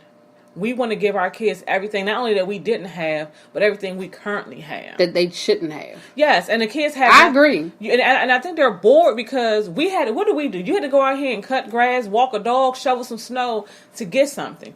Nowadays, your parents buy just because you exist. I agree. Just because they can, and in some cases they can't. They do it anyway. I don't believe in giving a child something, and as parents, we do it because, Lord forbid, somebody think we can't afford it. Let me tell you, you see the tall one and the short one. You will not see them in no obvious designer labels. Now, I ain't gonna lie, I did go to Marshall's a couple weeks ago, and I bought the short one, 2 shirts. One is Nautica, and one is Ralph Lauren. Between the 2 shirts, I paid $10 for them. Well, exactly. So, but I'm not gonna go out here, and I just got you're not gonna go to the Ralph Lauren store. Yes. All right. And the thing about it is, I think we just stopped just giving our kids just. I don't disagree with you. I don't disagree at all. But I also feel like. Now the stylist part I think is extreme. I do. This is a story that I read. It don't make it true. Right. Because the guy, they said the guy's name, and he's employed through Beyonce's management company through Parkwood. So he may be somebody that's on payroll doing 500 other things, and that just happens to be one of the things he does. That doesn't mean that his only job is to style Blue Ivy. Blue, right. You know what I'm saying? He may be doing other things, and they said, you know what, I need you to pick out an outfit, and he did a good job the first time, and so now when they need something, because like I said, it sounds like it's for major formal events. Because I'm not even gonna lie, I kind of question her being at the Oscars and the Grammys. I don't understand why she's there. Yeah, I don't, because again, she's sick. Is she nominated? Okay, thank you. Because my thing is this, I wouldn't want to sit through that shit. Do you know how long them shows are? Right. Because I know, like, is it the Oscars? One of them is like 6 or 7 hours long. Right, because the part they show us, it's already started. It had already been going on for a good couple of hours. Right. Because you see how they always say, earlier this evening. Right. So, when the show comes on at 8 o'clock, on our time, and it doesn't go off, they always run over, so it goes off at like 11:30. Right. That's 4.5 hours already. Now I get it that we break for commercials when, you know, so you could take out the commercial breaks and probably make it 3 hours, 3.5 hours, but that's still, because even though it's like being at a basketball game or football game, even though it's a commercial break on TV, you're still there. Right. The action has paused, but that doesn't mean you have left the room. Right. So to me, that's a long time for an adult. I know my ADHD ass. I'd be up and moving around. I can only imagine. Like, I think the most down to earth one is the one they do the It's not the Emmys. It's the SAG Awards. Where they eat dinner there at the table, because at every commercial you see them getting up and walking around and all that. Like and people be drunk as hell. Yes. But that's real. Like, as soon as they say, okay, it's commercial, like, people are up, going to the bathroom. Like, you know, so I'm with you. I question that, too. Like, why is she there? And I don't get me wrong, for y'all right, y'all congressman. I get you. I mean, if Beyonce is getting an award or nominated, right. You know. I get you. I get them, you know, what do you call it? Exposing her to different things. I truly appreciate, because your children, especially our children, need to be exposed to so much more nowadays. But it's like you keep putting this 6-year-old, because question, first of all, is, does her ass go to school? But I guess if she got a stylist, she probably got a damn tutor too. But let's create some type of normalcy for within realm of their lifestyle. Let's create some type of normalcy for her, because let's be honest, not every friend she has is going to have billionaire parents, especially when she starts to get out into her own world, start grasping things for herself. She has to understand that not everybody lives the same life that she does. So she can't sit here and expect that level of lifestyle to be passed on from everybody and everything that she does. And that's why I question her. That's why I question, you know, how they're raising her. It's fine and it's cute now when she's 6, but when she's 16 and 26 and so on, what type of lifestyle are they bringing her up in, to the point of she turns around and it's no longer reality for her, and she has to make way for herself. And that's why you see these shows nowadays with the celebrity, you know, the kids of hip hop, right, and how it's hard for them to adjust and make it into life, because they don't live in a reality that our kids would have to live in. Yeah, and again, you know, she definitely ain't never gonna live in no regular reality. Yeah, I mean, but again, she's not gonna go to school with quote unquote regular kids. Like, she's never gonna. Her experience is gonna be so opposite of anything. Right, and that's my whole thing. Raise her with some sense of normalcy. Just like, you know, in the Cosby Show. Episode of Cosby Show, when Vanessa said she she was rich. Yeah, well, they mad because we rich. And her daddy told her, no, your mother and I. No, boo. We're. Yes. We good. You're poor. Yes, we allow you to live here. But that's a sense of reality within the scope of their life. Right. Yes, because you live with us, because we've worked hard as our child, we've afforded you a certain lifestyle. But don't ever be mistaken that this is all yours. Right. Because you exist. Exactly. I agree. Well, we'll see. Like I said, that was something I just happened to catch this morning. I thought it was interesting. I would throw it at you to see where we go. Our last little celebrity interest is something else that popped up this morning. Sheree Whitfield, Real Housewives of Atlanta, looks like she got the boot again. Because, she was fired before. Right. And then they let her come back. But it looks like she got the boot again. Now, my question is this. Do we feel like something happened that we're just not privy to at this point? Or was it just they felt like she wasn't bringing anything to the show anymore? I really think that it's the latter. I think Sheree Shit by Sheree ain't do well. That ain't never. Right. I ain't never understood a fashion show with no fashions. Right. It took her 25 years to get the Chateau Sheree off the ground. Which the rumor is she don't even live in. Oh, shit. The rumor is that she only lives in it when they're taping. Well, damn. But again, who knows? Right. And then, you because I'm with Candy. When you saw that the basement was bad, but where the fuck she get all that money from? Hello. And then, Rent a center. Oh. Whoa. What's new, pussycat? Whoa.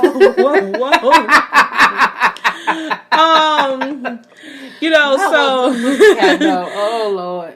It's funny because I'm looking at her like she really has no interest. Like you had said early offline, she's a bone thrower. She dropped all this shit. But she found her niche. She didn't have her own major storyline, so her thing was the bone. I'm gonna carry the story back and forth. I'm gonna stir the shit. I'm gonna be the pot stirrer. Right, and that's my whole thing. Is like I'm looking at Sheree like, other than that, what do you really do? She don't have a storyline because every season you're doing something different that never seemed like last season you was writing the book. Did it ever come out? I thought somebody mentioned this season that it had came out. Did it come out? I thought because I was like I would read it. I mean I would go to the library and get it or download it from the library. Yeah. I don't think I'd buy it. It's probably Amazon Kindle free. I'm sure it's on the free Kindle. It's probably on the free Kindle. Is that the cat? I don't see it. Okay. But but you know what? Sheree, like we had said this off camera, had her man get out of jail this season. I think they brought her back. They would have brought her back. Because there'd have been a storyline. Yes. I don't think she has a storyline. Yeah, she's not interested. The thing was the house. Well, quote unquote, the house is done. It's running. It's up and running. You don't have a relationship that we could talk about. I mean, how many times can they show you accepting a collect call from jail?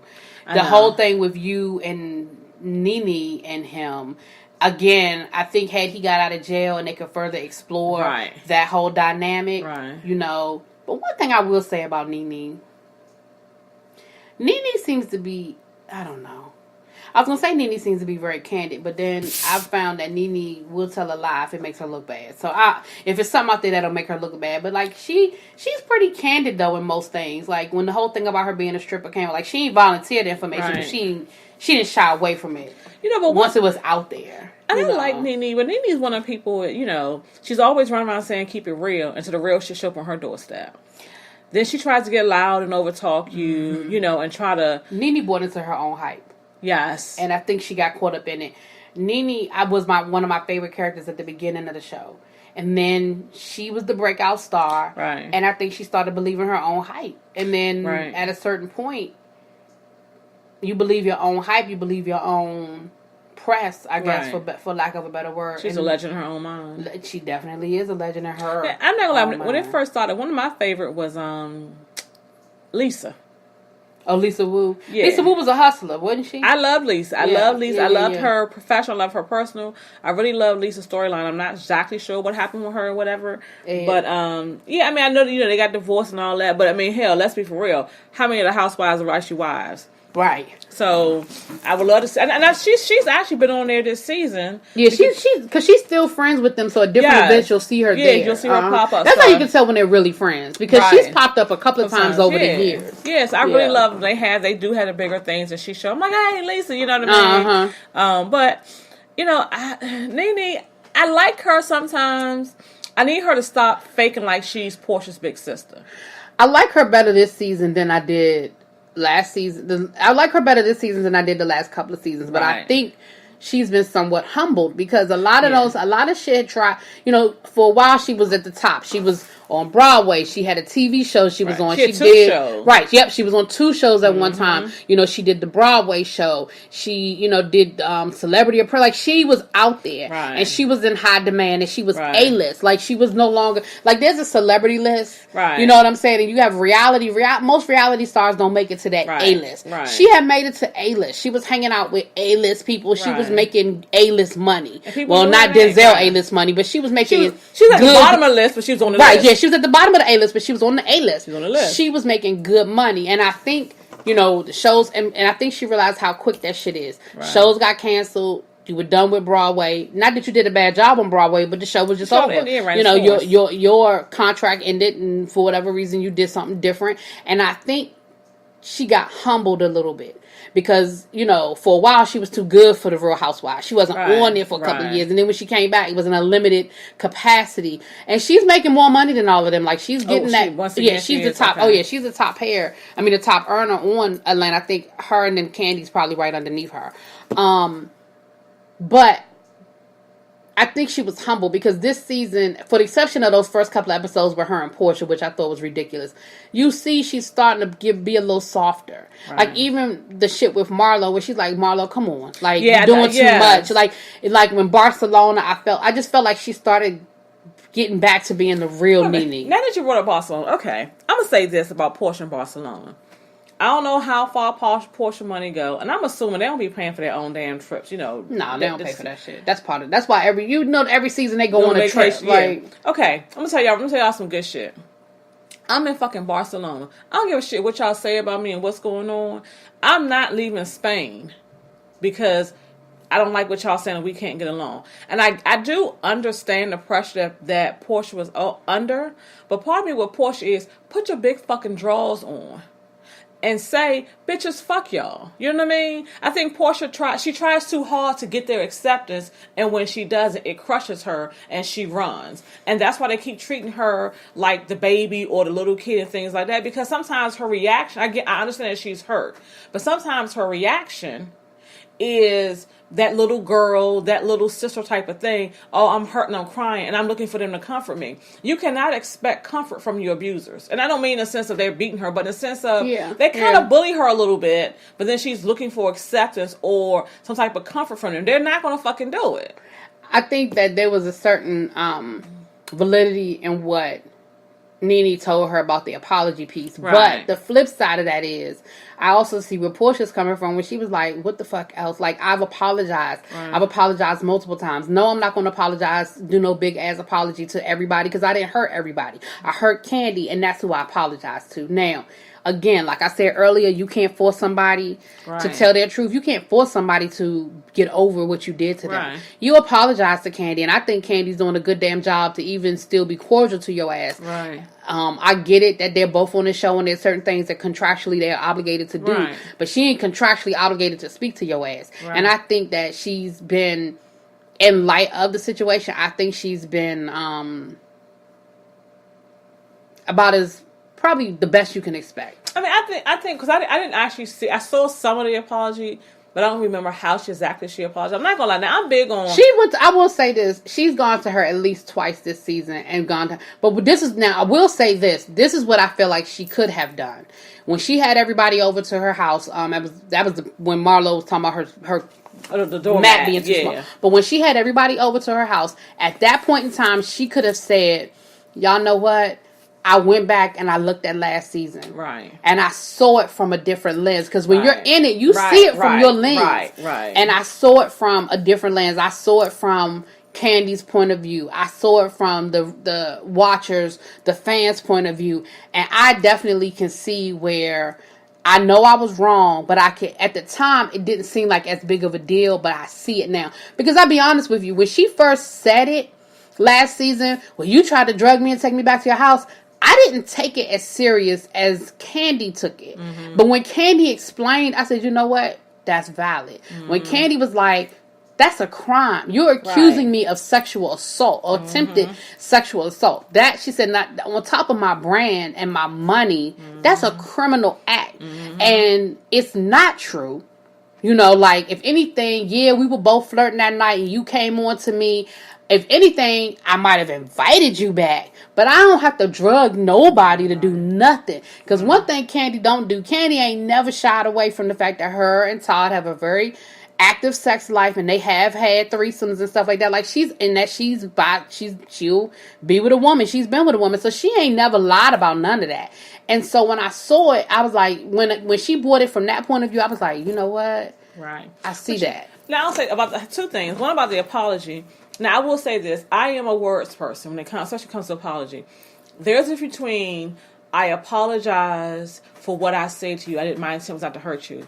To, I apologize if what I said hurt me. And don't ever put an if or but in an apology. Because don't ever. You know they hurt you, which is the reason why y'all have this distance between you. So take the if out. That's what I said. I don't really recall how her apology came out, and I think that's what Nene's trying to say to her. That could be part of the issue, right? And again, I don't think that I don't be defending Portia too much, right. But in Portia's defense, I don't think she used it. I think Portia was like, I fucked up. And I'm sorry, and I hope you can forgive me. I mean, she used a lot of pretty words in between, but that's basically what it was. And the first time, Candy really wasn't trying to hear, because that was like the first episode. She was still hurt behind it, yeah. But then when they were in California, she kind of came at Candy again, and you could see Candy was a little more receptive to it. They ain't never going to be friends. Right. But I think getting to a place of understanding and a happy medium. Charging me of a crime, that's not girl, I know you were just playing keep. Not, that's that bullshit. It is, so I do understand where Candy's coming from. We way off topic, but again, the behind the scenes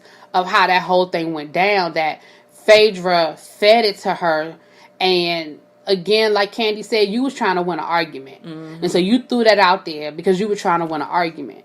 And it went further than you expected it to go. And again, last season she was in it and she was believing her friend.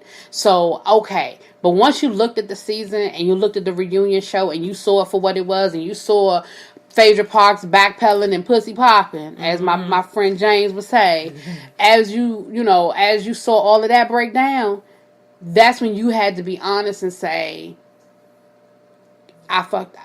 This beyond me fucking up. Right. It's beyond a TV show. Right. It's beyond any of that. Like, I was a part of a deliberate act to try to discredit this woman and hurt her, because the backstory is that the person who fed that information to Phaedra is one of the former producers on the show, Carlos, I forget his last name, who was fired from the show. Okay. And he's done reality shows before. Him and Todd did that reality show that they did, the Hollywood Diva show, whatever. Right. They did that show together, and him and Todd fell out. And it was a deliberate hit to try to hurt Candy that Phaedra was a part of. And that's why Phaedra said, well, one of the producers told me. Right. One of the producers did tell you, but as a lawyer, you still should have known better. Right. Like, Portia, I don't expect, because Portia's still looking for a fucking railroad in the underground. So I don't expect a lot from Portia, dumbass. Well, but from you, you're a lawyer, and you knew that was some bullshit, and you knew not to repeat it. But anyway, we're way off. Let's bring it back. So Sheree, reportedly, allegedly, the reunion is coming up, and I hear that.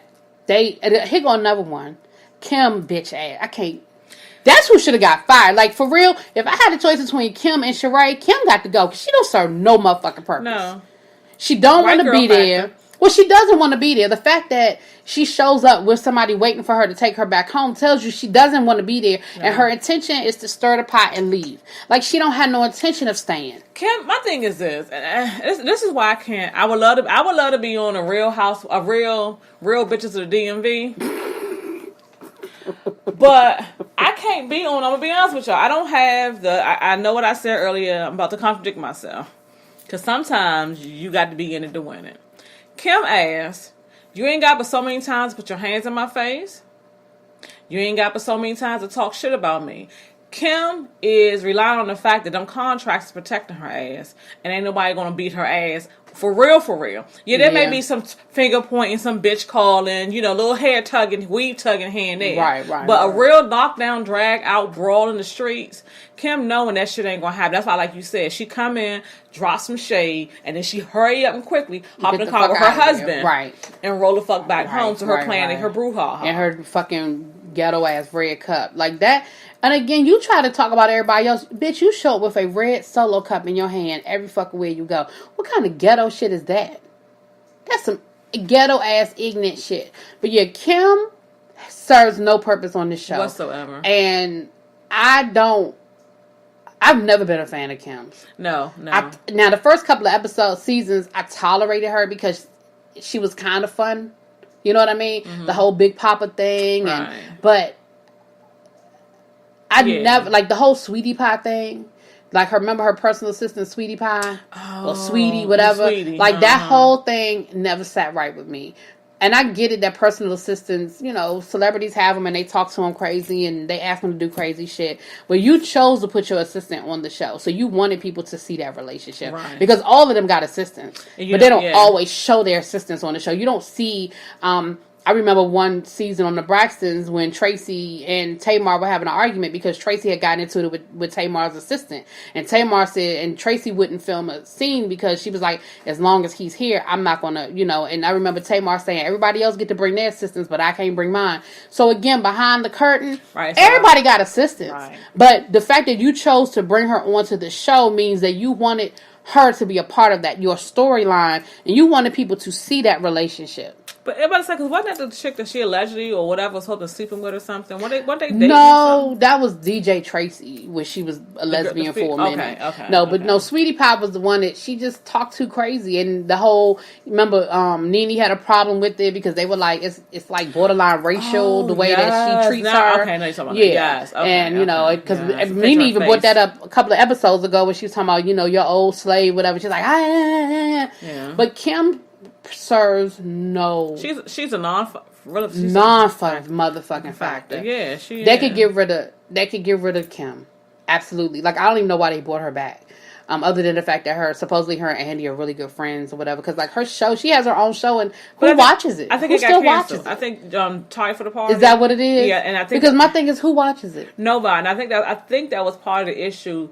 I think she's kind of still in a contract under Bravo. Oh, so is that what it was? To kind of fulfill that, she had to come on, the show or whatever, to turn around and keep it going. Keep that contract going. But it's like, yeah, she can go. Make this her last season, too. Yeah, she can go. Again, I understand with Sheree. Like, if Sheree's boyfriend was getting out of jail, they probably would have kept her. But because but here's the question. Who they bringing in? Are they going to bring in Marlo? Are they going to bring in Eva? Like, who are they bringing in? Eve is Eva's new. She's supposed to be the new because, she's having a baby, and now they're engaged. Yeah. I didn't know she was having a baby until I saw the clip from the reunion when she was like, am I going to have this reunion baby? She's so beautiful. Oh, she's gorgeous. I'll show you some of her pictures. She is gorgeous. Right. Eva's my girl. I know. I like Eva. Yeah. She, I want to touch on this. What's up with Cynthia? She been a lot of heavy flirting with Candy. I think Cynthia's trying to find a storyline. I think Cynthia knows that now that her and Peter are divorced, she doesn't really have a storyline. Right. And I think she's trying to find one. This whole her flirting with Candy thing, and I don't know what that's about. And she be flirting hard. Yeah, like I really think she means it. I think she means it. I think if Candy would would be like, come on over, I think she'd go down in the dungeon. You know what? I don't even think they'd make it to the dungeon. I think she'd jump Candy Bones right then and there. The way she... Yeah, I think she meant it. I do. I think she means it. Now, why? I don't know. Like Candy said, why me? Like, I don't know what that's about. But I definitely think she meant it. So, we're gonna move on from that. We'll get back to it. But I wanna... This about to be a spoiler alert. So, if you have not seen Acrimony... Go ahead and pause it. Pause this, fast forward, do whatever you need to do because I'm about to do a spoiler alert because I'm about to talk about Acrimony. Tyler.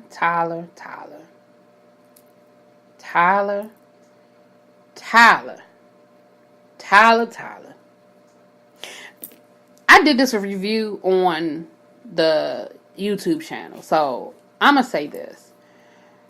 There are different people in this world. There are people who are Tyler Perry fans and they stand for him, and no matter what he does or what he comes out with, they're going to always stand for Tyler Perry. Then you have people who hate Tyler Perry. No matter what he does, they're going to find something wrong with it. They hate him. They think he's the worst thing since sliced bread. So you got totally opposite ends of the spectrum, right? Now, I fall somewhere in the middle. Tyler Perry has made things that I like. Tyler Perry has made things that I don't like. So I fall somewhere in the middle of all of that.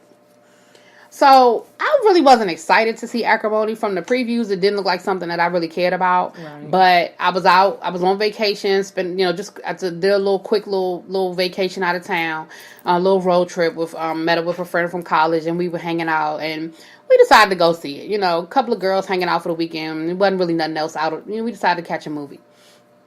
So I went in I tried to go in with an open mind. I did. I felt like I did. I felt like I went in with an open mind. And so here's the thing. Were you going to see it? Because I said it's a spoiler alert. Okay, I haven't seen it. Because I don't want to necessarily censor myself. You're not going to ruin it for me. Go ahead. You can tell it. So the story, from the previews, it gives you the impression that this is about a man who did her wrong. Like, I had shades of Waiting to Exhale. He built up this company on your back, and then he left you hanging and went and got the little trophy wife. Like, that's the impression that I got. So the movie starts off with now let me say this, Taraji plays the fuck out this role. Like, I could separate her acting from the movie. Her acting was on point. She played that part. Okay. Understand what I'm telling you? Okay. Like, I believe the bitch was crazy. Yes. So with that being said, the movie starts off with Taraji in court. Basically, the judge warning her, this man has a restraining order against you. If you come after him again, you're going to jail, blah, blah, blah. And then he goes on to add, maybe you need some added incentive. So I'm going to send you for therapy. So that's where the movie picks up, with Taraji in therapy, showing that she's in therapy. And then she goes on to tell her story. And she's talking about how this man did her wrong, and how he been a snake her whole life. And ever since they met, he ain't been shit, and he just dogged her out. Like, so I'm like, oh my gosh, what did this man do to her? Right. So the whole, probably 80 to 90% of the movie is Taraji narrating her story. Okay. So you only get her side of the story anyway. You never get his side of the story. Okay. So she's telling the story, and she goes back to college. They met while they were in college, and they bumped into. First of all, he should have known her ass was crazy from day one, because they bumped into. They were in the rain. Both of them were running through the rain. You know how you running in the rain, you're not really looking in front of you. You're kind of looking down because you're not trying to get wet. They bump into each other. Their books fall on the ground. Everything gets wet, and she beats his ass. Like, when I say that, I mean she's hitting him, slapping him, punching him. Like, what is wrong with you? Look at what you did. And she's like, and he's like, I'm sorry. Like, damn, I'm sorry, So that was your first clue that this bitch was crazy. Like, why would you don't even know this woman from a hole in the wall. Y'all bump into each other. It's an accident, and she is straight up beating your ass. That's your first clue. So he looks her up. Because he had some of her, some of the papers that got mixed up. He bought her the papers, and they end up in a relationship, and it shows them dating, and it progresses, and he's helping her because she's failing history, and he's helping her, and she was like, I just can't keep doing this to my mom. I'm going to just quit because I'm failing, and, she's wasting her money. And literally during that conversation where she's like, I just can't keep doing this to my mom, she looks up, and it's these two girls standing there. These are her sisters. Mm-hmm. Mom's dead. Okay. Mom is dead. Mom leaves her house and $350,000. To Taraji's character. Right, Taraji's character. So she's dating this dude, and he's very poor. He lives in a motorhome, in his aunt's driveway. He said his parents are dead, and his aunt lets him, his uncle left him the motorhome, and his aunt lets him park it in the driveway rent free, and that's just kind of, what he's doing. So he's struggling through college, and he has this big idea. He has this battery, this self-generating battery that he's like, if I could just get the right people to hear me and the right people to listen, I know that this is my ticket. This is it. Mm-hmm. So, that's really the foundation of the rest of the damn movie. Okay. So with that being said, you see them dating, and she starts blaming him because her sisters were like, don't tell him you got this money. Right. Because the sisters didn't like him from the word go. They always thought that he wasn't shit and beneath her. They kind of allude to the fact that they kind of grew up maybe middle class or whatever, and they kind of look down on him a little bit. Like, they allude to that. Like, I don't know. So in Taraji's narration, she talks about her having a temper, right? She talks about how she gets angry and she just can't control herself sometimes. So she ends up buying the guy a car. Now, she said he hustled her into buying him the car. But my thing is, number one, he made mention of the fact that he couldn't get you could tell he alluded to wanting her to buy him a car. Like, don't get me wrong. Like, he threw it out there. Right. When this is after you done told him you got $350,000. Right. But you bought him a convertible Ford Mustang. Ain't nobody tell you to do that. Right. $24,000. You didn't have to buy him a $24,000 car. Right. Because as it's going, it shows the money depleting, you know. So I put that on you. But that goes back to what we were talking earlier about, you know, you so in love and you feel like you just got to do. So as soon as she bought this nigga the car, he goes MIA on her.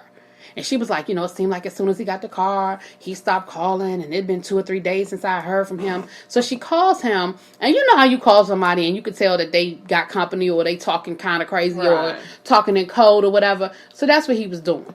So she was like, something just told me I needed to go over there. So she goes over there, and she sees his car parked in front of the motorhome. So she was like, it looks like, you know, and the lights were out, you know, and it looked like you know, she's narrating, you know, she's like, it looks like everything's okay. Maybe I was just tripping.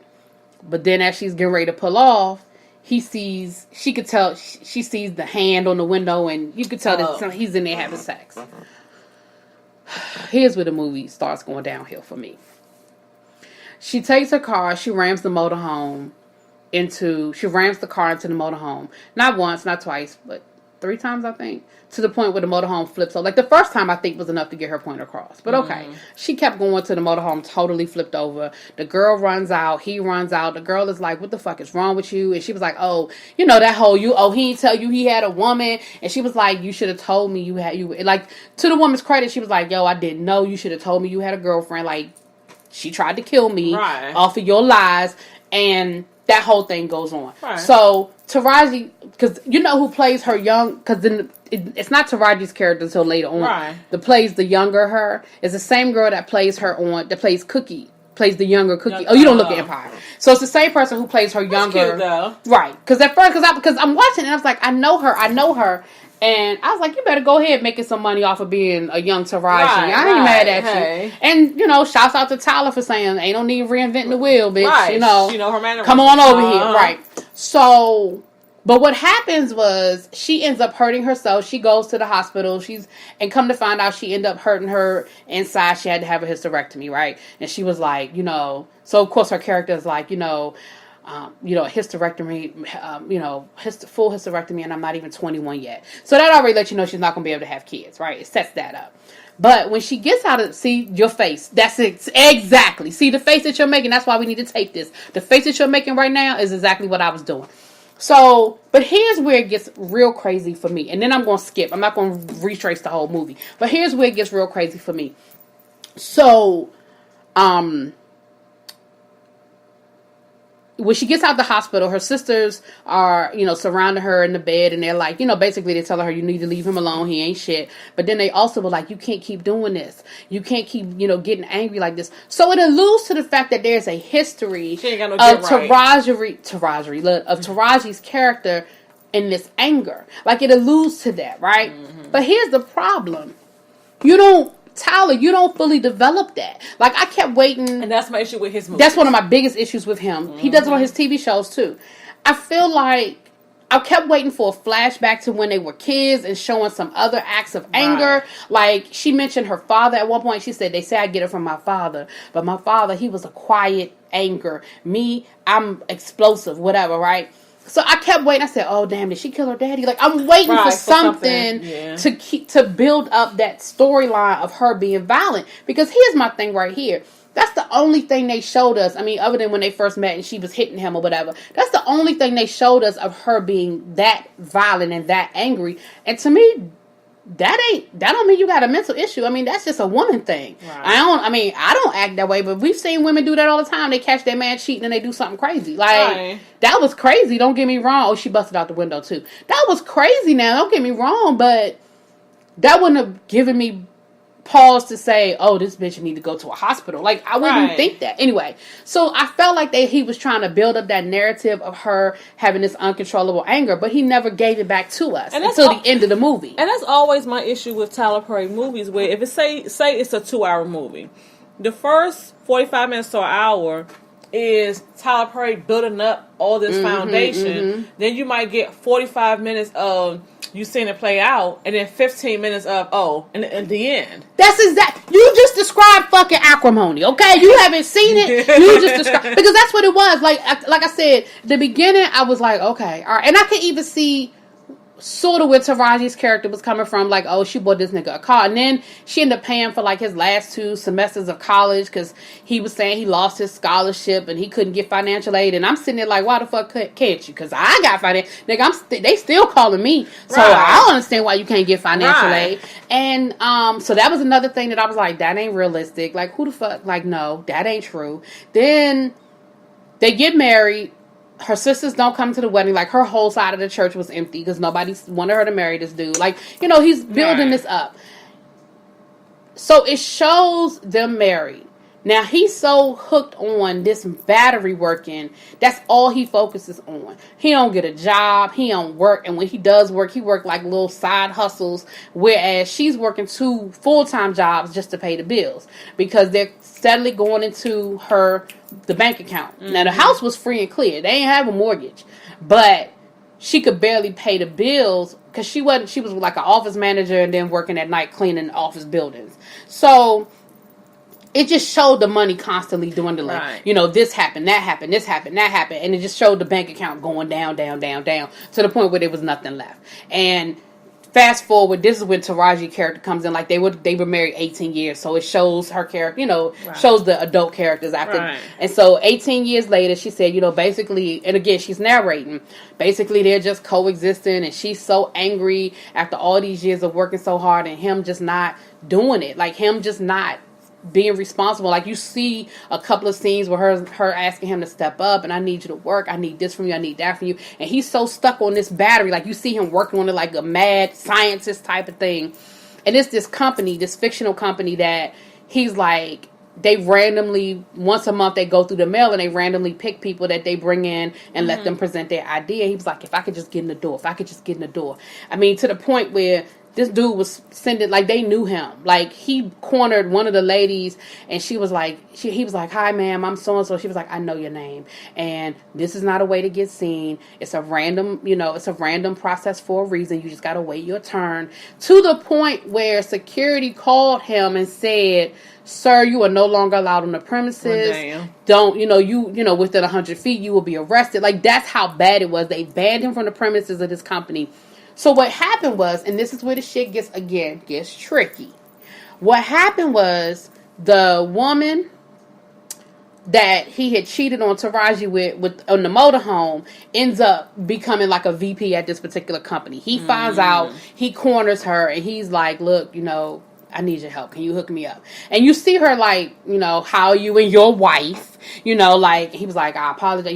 You're right. I lied to you. I was wrong. I'm sorry. We were kids. But I'm really, I really need your help. I mean, and to his credit, he ain't hustler. He was like, I'm really just trying to get on. Can you do anything for me?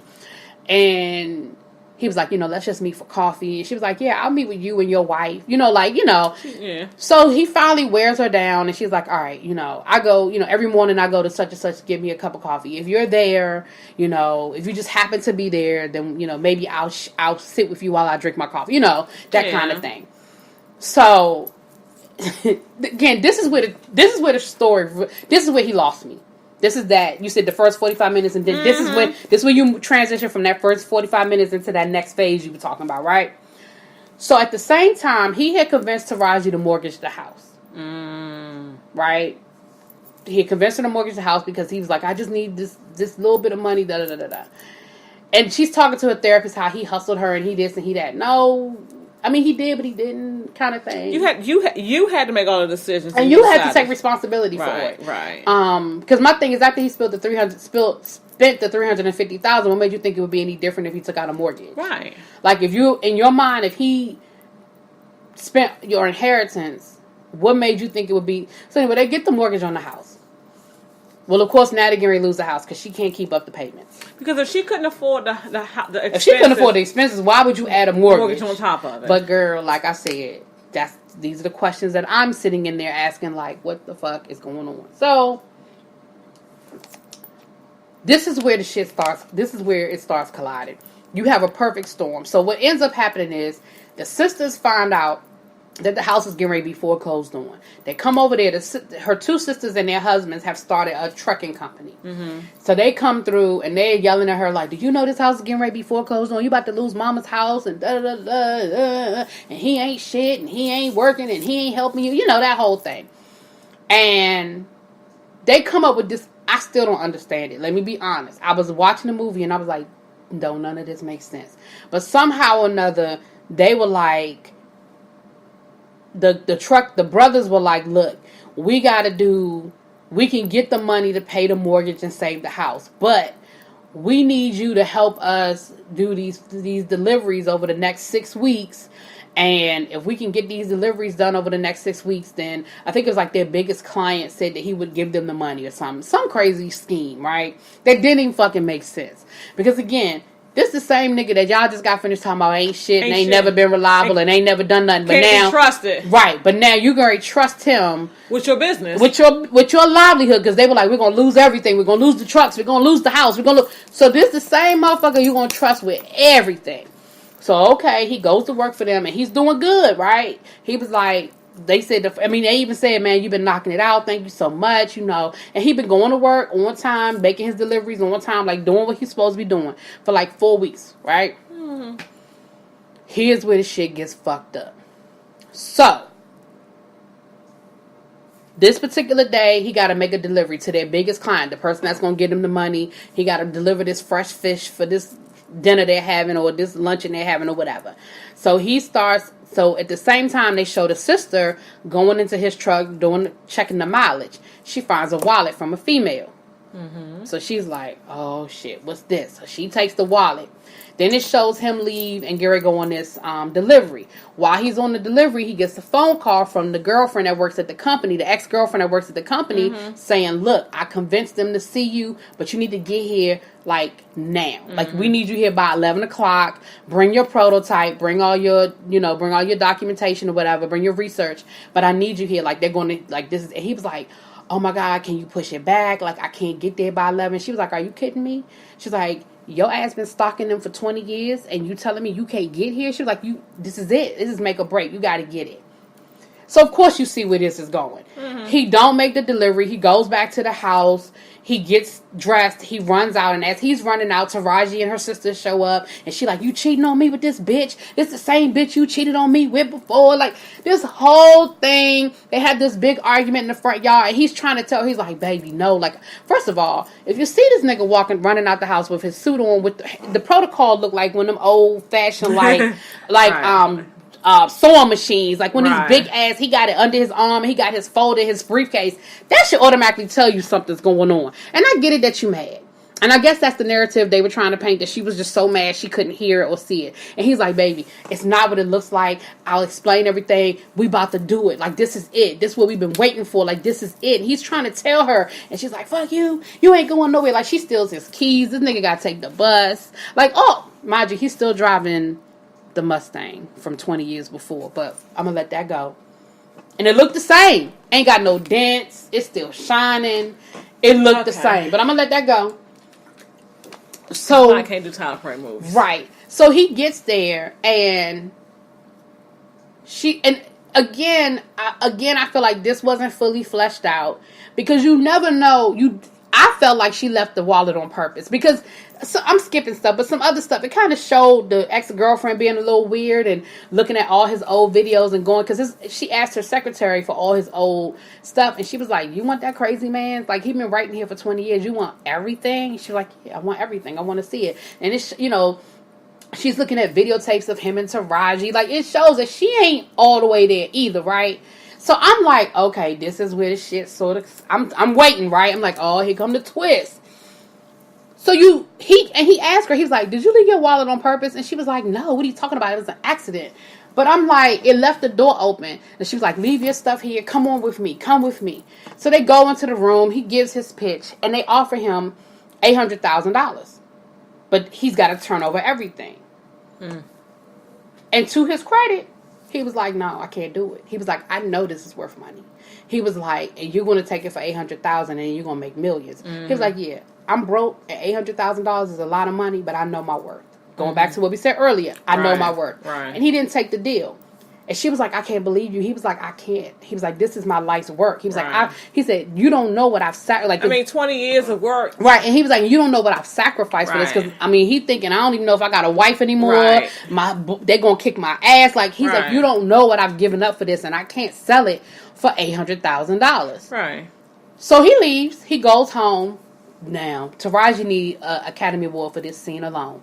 She's sitting there with her sisters and she's smoking this cigarette, girl. And, she doing that whole thing where the ashes are just burning.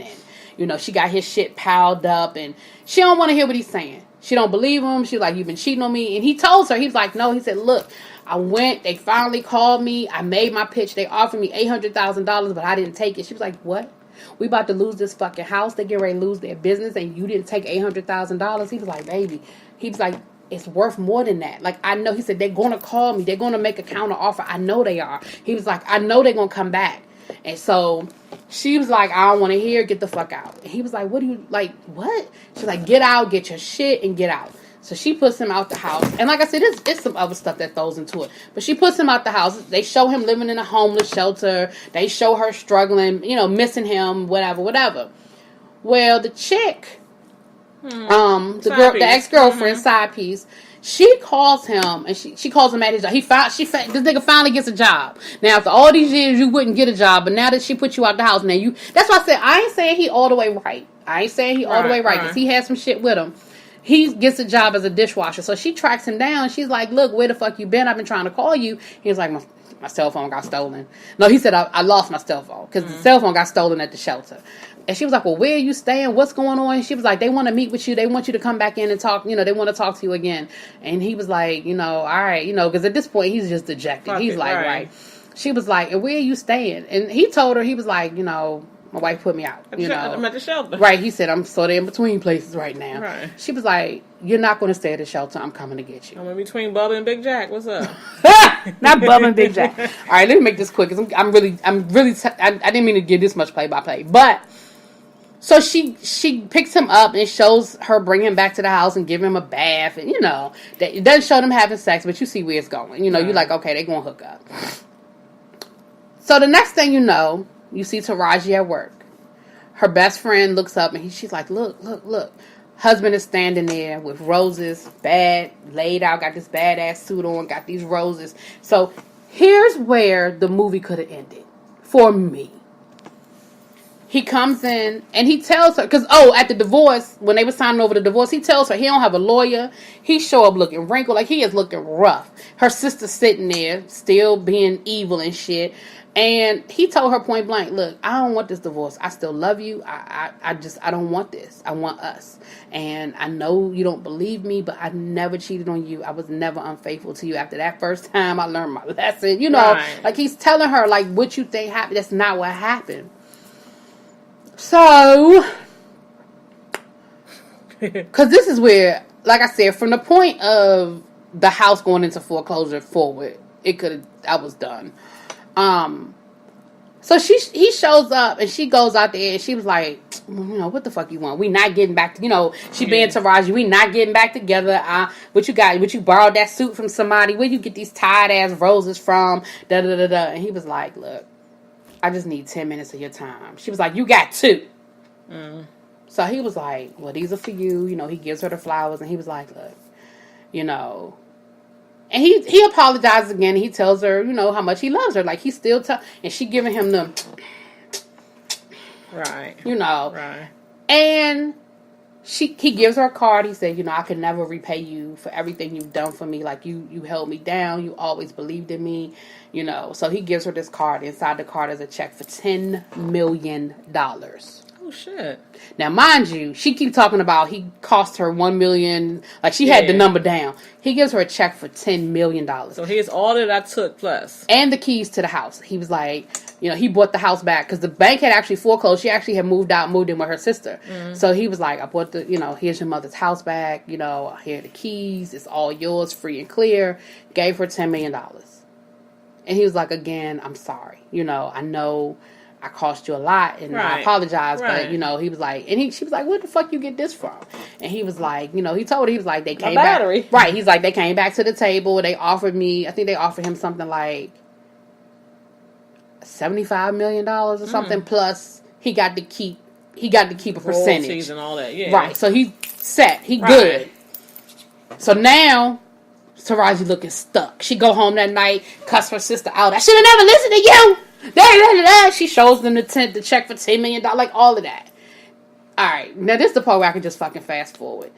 She shows up at the whole time he been telling her we're gonna live in that penthouse right there. You know, I'm gonna buy a boat called the Miss Gale, named after you. I'm gonna get you when he proposed to her, he bows to her with them little candy rings. I'm gonna get you the real deal, like all these promises. So she shows up at the motherfucker's house. The house that the penthouse suite that he always said he was going to buy. She shows up. She's like, you did it. You know, she got the trench coat on, so you already know what that's about. Right. You did it. Everything you said you were going to do, you finally did. And I'm so sorry that I lost faith. And I love you. And I want us to get back together. And you can see that he's uncomfortable. Like, you can see that he's like, what you doing here? Like, and he's like, thank you. You know, like, but you can tell he's like, so the chick comes from the back. Right, Old girl comes from the back. And, you know, he was like, you know, Taraji did so-and-so. Well, not Taraji, whatever her character's name was. Yeah. You know, my fiance. And she holds the hand out and shows the rock. So from that point forward, Taraji turns into a crazy woman. She is stalking this man, his Facebook. You see her just looking at his Facebook videos all day with the two of them. Of course, they vacationing with they vacationing all over the world. He buys the boat, the Mrs. Gale. They taking Blue Ivy trips and shit. Right. And she's in the house that, you know, the house that she got back from her mother, just like she ain't even got a bed. She just laying on a mattress looking at a laptop all day. Shit, like she got $10 million. She has fucking lost it, right? Stalking this nigga. Stalking her, sending her all kinds of messages on social media. Fuck you, bitch. You fake ass bitch. Like, just crazy, right? Right, like just totally lost it. And my question is, are you mad because he hit? Are you mad? Like, in her mind, she was like, oh, that's mine. You giving her what you promised me. But you divorced him.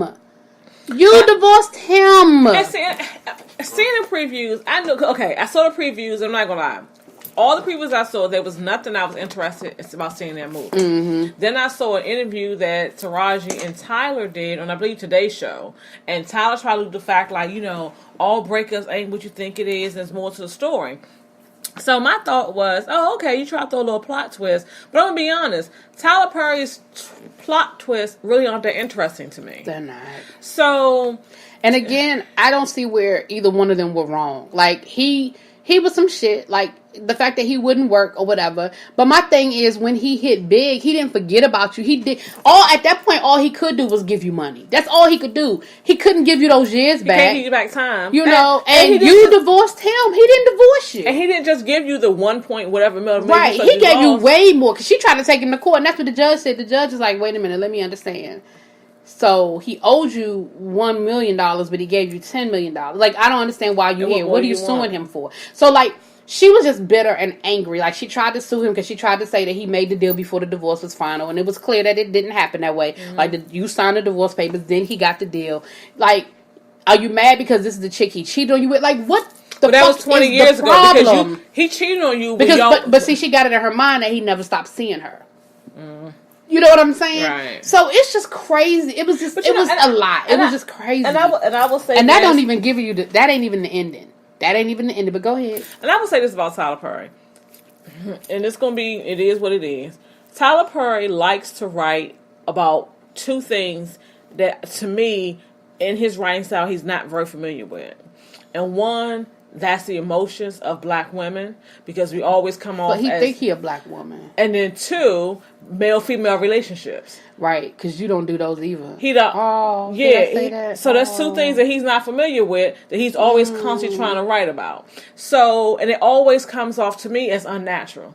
Every black woman is the angry black woman with the neck rolling, and, you know, every story is the same. I need him to take his $20, $100,000, $1,000,000, $1 trillion he got and go to fucking therapy.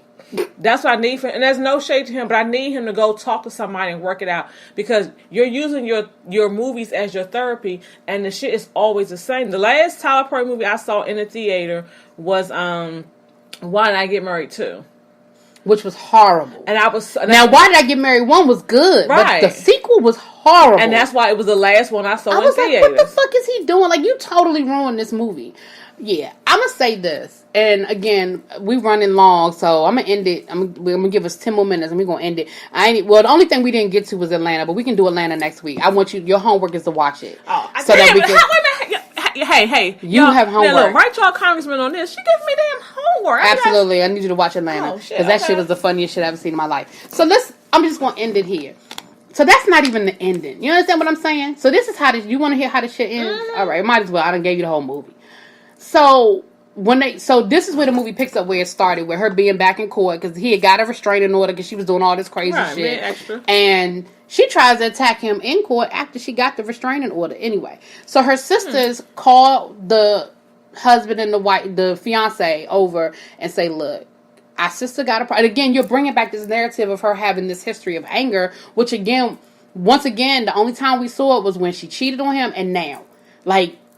My thing is, if she had a history of anger all them years that he wasn't working and she was working 2 jobs and struggling, to me, she would have whooped his ass. But okay, you ain't bring none of that up. Right. So the sisters call him over and say, "Look, y'all might want to get security at y'all wedding. Like, y'all might really want to step it up because my sister is crazy. And she means what she said. Like, she's threatening y'all and she means it. Like, it's not no empty threat." Like, they were really making it out to be, like, so serious. Like, I just can't believe. Like, y'all really bet. Like, she's going to get y'all. You know what I mean? And I'm like, okay. So, the day of the wedding, the sisters, they try to lock her in the house. They camped out in the front. The brothers are camped out in the back. I mean, the husbands are camped out in the back. Her best friend is there. Like, everybody's trying to keep her in the house because they know she about to go start some shit, right? Okay. What made them think she wouldn't go out a window? I don't know. So she leaves out of a window. Now, I don't know how she got past them when one group of y'all in the front and a group of y'all in the back, but she sneaks out the window. Somehow she gets away. They get married. It shows them on the yacht. I guess that's where they're going to honeymoon. They're going to take the yacht somewhere, whatever. And remember, this is the yacht that he promised her. He was going to name it Miss Gale after Taraji. Well, it's still named Miss Gale. It's just after the new Miss Gale. Because that was his last name, was Gale. Oh. So, this is where I was like, honestly, I'm in the theater and I'm like, this is a dream sequence. Like, I thought this was Taraji still talking to her therapist about what I would have done had I been able to get right. Like, I really thought the therapy thing was going to help. Like, she was going to say all of this shit and then come out of therapy and be like, but I realize now that he really didn't do me wrong and we were just 2 people that just, I thought that there was going to be some reckoning at the end. Nope. So they're on the boat and, of course, they got on white and they all talking about the wedding and, oh, I love you so much. And, and she's pregnant. Oh, the new Mrs. She's pregnant. So... because she throws that at Taraji at the courthouse. Anyway. So you see the new Mrs. Gale get up. She's going down below deck to take a bath. So as she goes down below deck, Taraji ruined the girl's wedding dress. Poured acid on. I mean, just all kinds of crazy. Poured acid on the wedding dress. All kinds of. That's how she found out she was pregnant. Because when the judge was like, "You ruined her wedding dress," and she was like, "It's okay, judge. It was getting too tight anyway. We're expand." Something she said, but to let her know that she was pregnant. So you see her go down below deck, and then you see Taraji in a white wedding dress on the boat. Now, how the fuck she got on the boat? We don't know. With the dress? With the white dress on. Okay. She'll put, because you see her ask, she's like, so where's my wedding dress? And they're like, it's, it's in the closet. She's like, okay, And so that lets you know. Nobody found that strange. Okay. So Taraji has on the wedding dress. So Taraji, I'm trying to remember the sequence of what happened. So the first thing she does is she makes the whole crew jump overboard. She has a gun, and she makes them jump overboard. Okay. So they all jumping in the water. Mm-hmm. Then he's like, she goes to him first. And he's like, what is wrong with you? Calm down. What is the problem? And, she was, you did me wrong. And all this is supposed to be mine and blah, blah, blah. And he was like, but I'm sorry, you know.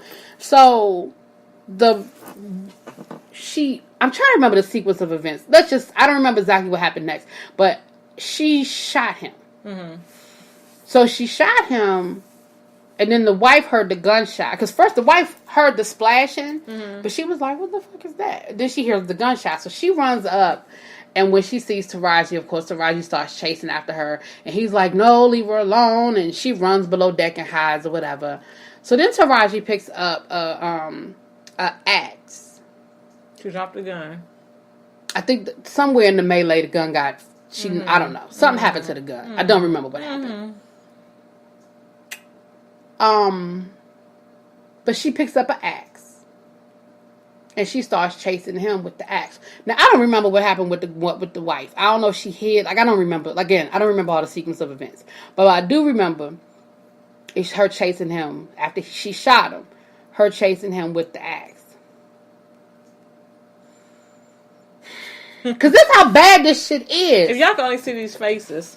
So she stands over him, and they show the chain. Like, you saw what was going to happen. Right. You see her get tangled up in the chain. Right. And so she hits him with the axe. Like, she actually makes contact with some part of his body with the axe. Mm-hmm. He's screaming, and he knocks her over or something to that effect. So somehow she falls. She falls into the water, but her leg in the wedding dress is caught in the chain, the anchor, and she falls overboard and she drowns. Okay. Because she's caught up in the chain. Right. And it just shows her floating with the wedding dress floating in the water. Right. And then it shows the wife come up, and he's like, you know, go get the crew and call 911. The crew's overboard. Go get in the boat. So it shows her get in the boat and ride off and go get the crew. I think that happened before Taraji died. Because when they came back, she had the crew with them, and Taraji was in the water dead. So at some point, that's where the wife went. Mm-hmm. At some point, he sent her away to go get the crew because the crew had jumped overboard. Right. So he stopped the boat. That's what it was. He stopped the boat. Anyway, it was just... And so I'm waiting for this to be a dream sequence. I'm like, that can't be the ending of the movie. And then the credits start rolling. It shows him laying on the deck. He's still alive. Right? But he's shot, and it looked like it shows a lot of blood because he had on white. So it looked like the axe hit his leg for where the blood is. And he was shot in the midsection area. And it shows the crew, you know, like coming back on board and calling, you know, getting everything. And then the credits start rolling. And I sat there for a minute because I was like, all right, you know how like somebody like they give you a second ending? Yeah. So, or give you an update or something. I'm like, can I get an epilogue? Did he live? What the fuck? That is the ending of the movie. So I think in Tyler's mind, that's the plot twist. That's dumb. That's some dumb shit. So I'm gonna end it there. I thank you because, like I said, I was on the fence. I definitely. So I'm sorry. Like I said, it was a spoiler alert. I didn't mean to tell this much in the movie, but that was some bullshit. I just can't. Tyler Perry movies again. He's at the point where one written and then they say he wrote it in a weekend. Well, yeah, it looked like he wrote it. And it shows. It looks like he wrote it in a weekend. You know, and the thing about it is written by, starring, directing, produced, makeup, food, lighting, gaffing, all Tyler Perry. I mean, Tyler Perry studio really does mean transportation. He the only motherfucker that worked there, right? And like you said, I respect the hell out of his hustle. To go from homeless to Oprah's bestie, that's a big, you know what I'm saying? To be able to run in that circle, I applaud that man for that type of dedication to his art and knowing his value and his worth. However, there does come a time when you have to open yourself up. Oprah don't work by herself. Right. She has people to kind of fact check, quality check her, give inside input. And that's for me the part of him that's missing. And the people that he does have around him to me are yes people. Good idea, Tyler. Great idea. Yes. And your shit sucks. Right. And then the thing is, like you said, Tyler Perry got them diehard fans. You hate him or you love him. And the ones who love him go see his movies regardless. Okay, first of all, I only go to the AM show. You're not going to get my $6 on some bullshit. Well, he got mine, and it wasn't an AM show. That nigga got a full whole ticket for my ass. See, and I'm just like, I have not seen a movie of his in the theater in probably about 10 years. Like I've seen Boo, the first Boo. I've seen the Christmas. See, I haven't seen that. I was at home one day and I ain't had shit to do when it came on. I sat there and watched it, and it had funny parts. But again, the storyline, his stories have holes in it. So he's playing himself, the same character from Tyler Perry's nephew. He plays that same character, you know, in Boo. Oh, okay. The lawyer. The lawyer, okay. Yeah. And remember he had the two little girls. Remember in the original, he had a daughter who wanted to sing. Right. He was married to the crackhead. Right. Well, in the first Boo, because I haven't seen the second one yet, but in Boo, he moved into a different house. His son doesn't live with him anymore. Him and his wife got divorced. Now, the crackhead wife, who he was kind of keeping up and trying to hold him, you know, you slipping her food through the back door and shit. Right. She done got her comeuppance. She done divorced him because his ass wasn't good enough. Married to somebody else with more money, and the son now lives with her. The daughter is grown and in college, and the daughter stays with him.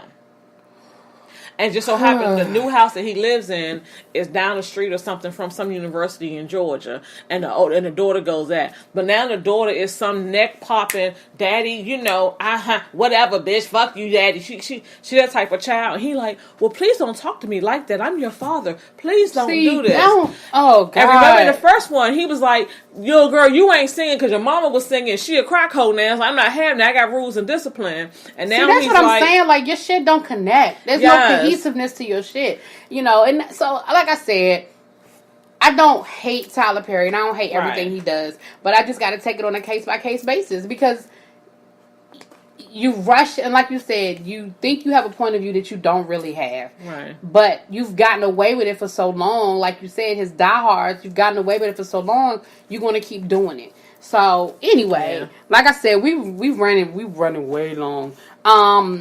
It's a long episode, so I apologize for that. But I think it was a good episode. Right. We covered some good shit.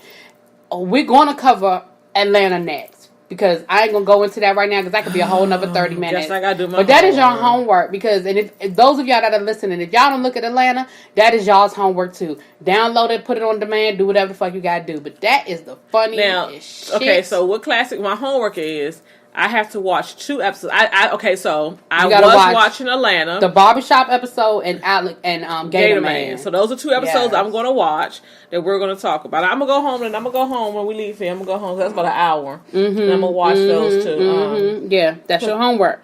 That is your homework. Because one of the criticisms we got was that, you know, we shouldn't review shows or stuff that everybody hasn't seen. But I had to give y'all acrimony because, like I said, I just can't do it. But the thing about it is, if we're telling you spoiler alert, I said it's a spoiler alert. You know to stop listening right there. Well, I said it quick. And the movie's been out for like 2 weeks. So if you wanted to see it, you saw it already. Right, if you wanted to see it. I'm not... if you wanted to see it. Right.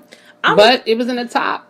Well, can we kind of... I'm looking for Infinity War. I'm looking forward to Infinity War. I do want to see that. Yeah. I'm looking for Cock Blockers. The teenage girls that looks funny, but I don't know if I would, like, I would go with a group of people. Like, if all of us, like, I'd go with a group, but I don't know if I would individually go, like, just wander into the theater. Yeah. I'm looking forward to seeing, my girl, Melissa McCarthy. Oh, that one's which her going back to school. Yes. It's sort of like the Rodney Dangerfield back to school feel. Yes, yeah. I'm looking. But it's Melissa McCarthy. That. She can't do no wrong by me. Right. I love her ass. I'm looking. Her movies are very formula. Like, you know what you're going to get, but she's hilarious. Right. So. I'm looking forward to some of the summer movies that are coming up. Okay. So, all right. And you know what? And I'll put this challenge to you. I'll challenge our listeners to challenge us. If there's some movies coming out that you kind of want us to see and get our fill on, if you're up to a classic, you and I can kind of go together. We can do that. I'm down for a movie now. I'm down for some movie. All right. Well, Mink, take us home. You know what? I don't even know where to start. How about this? If you see Tyler Perry making a movie, right? Go up to him and you see he's the only one on the set. Just want him cock your head to the side and be like, "Really, bitch?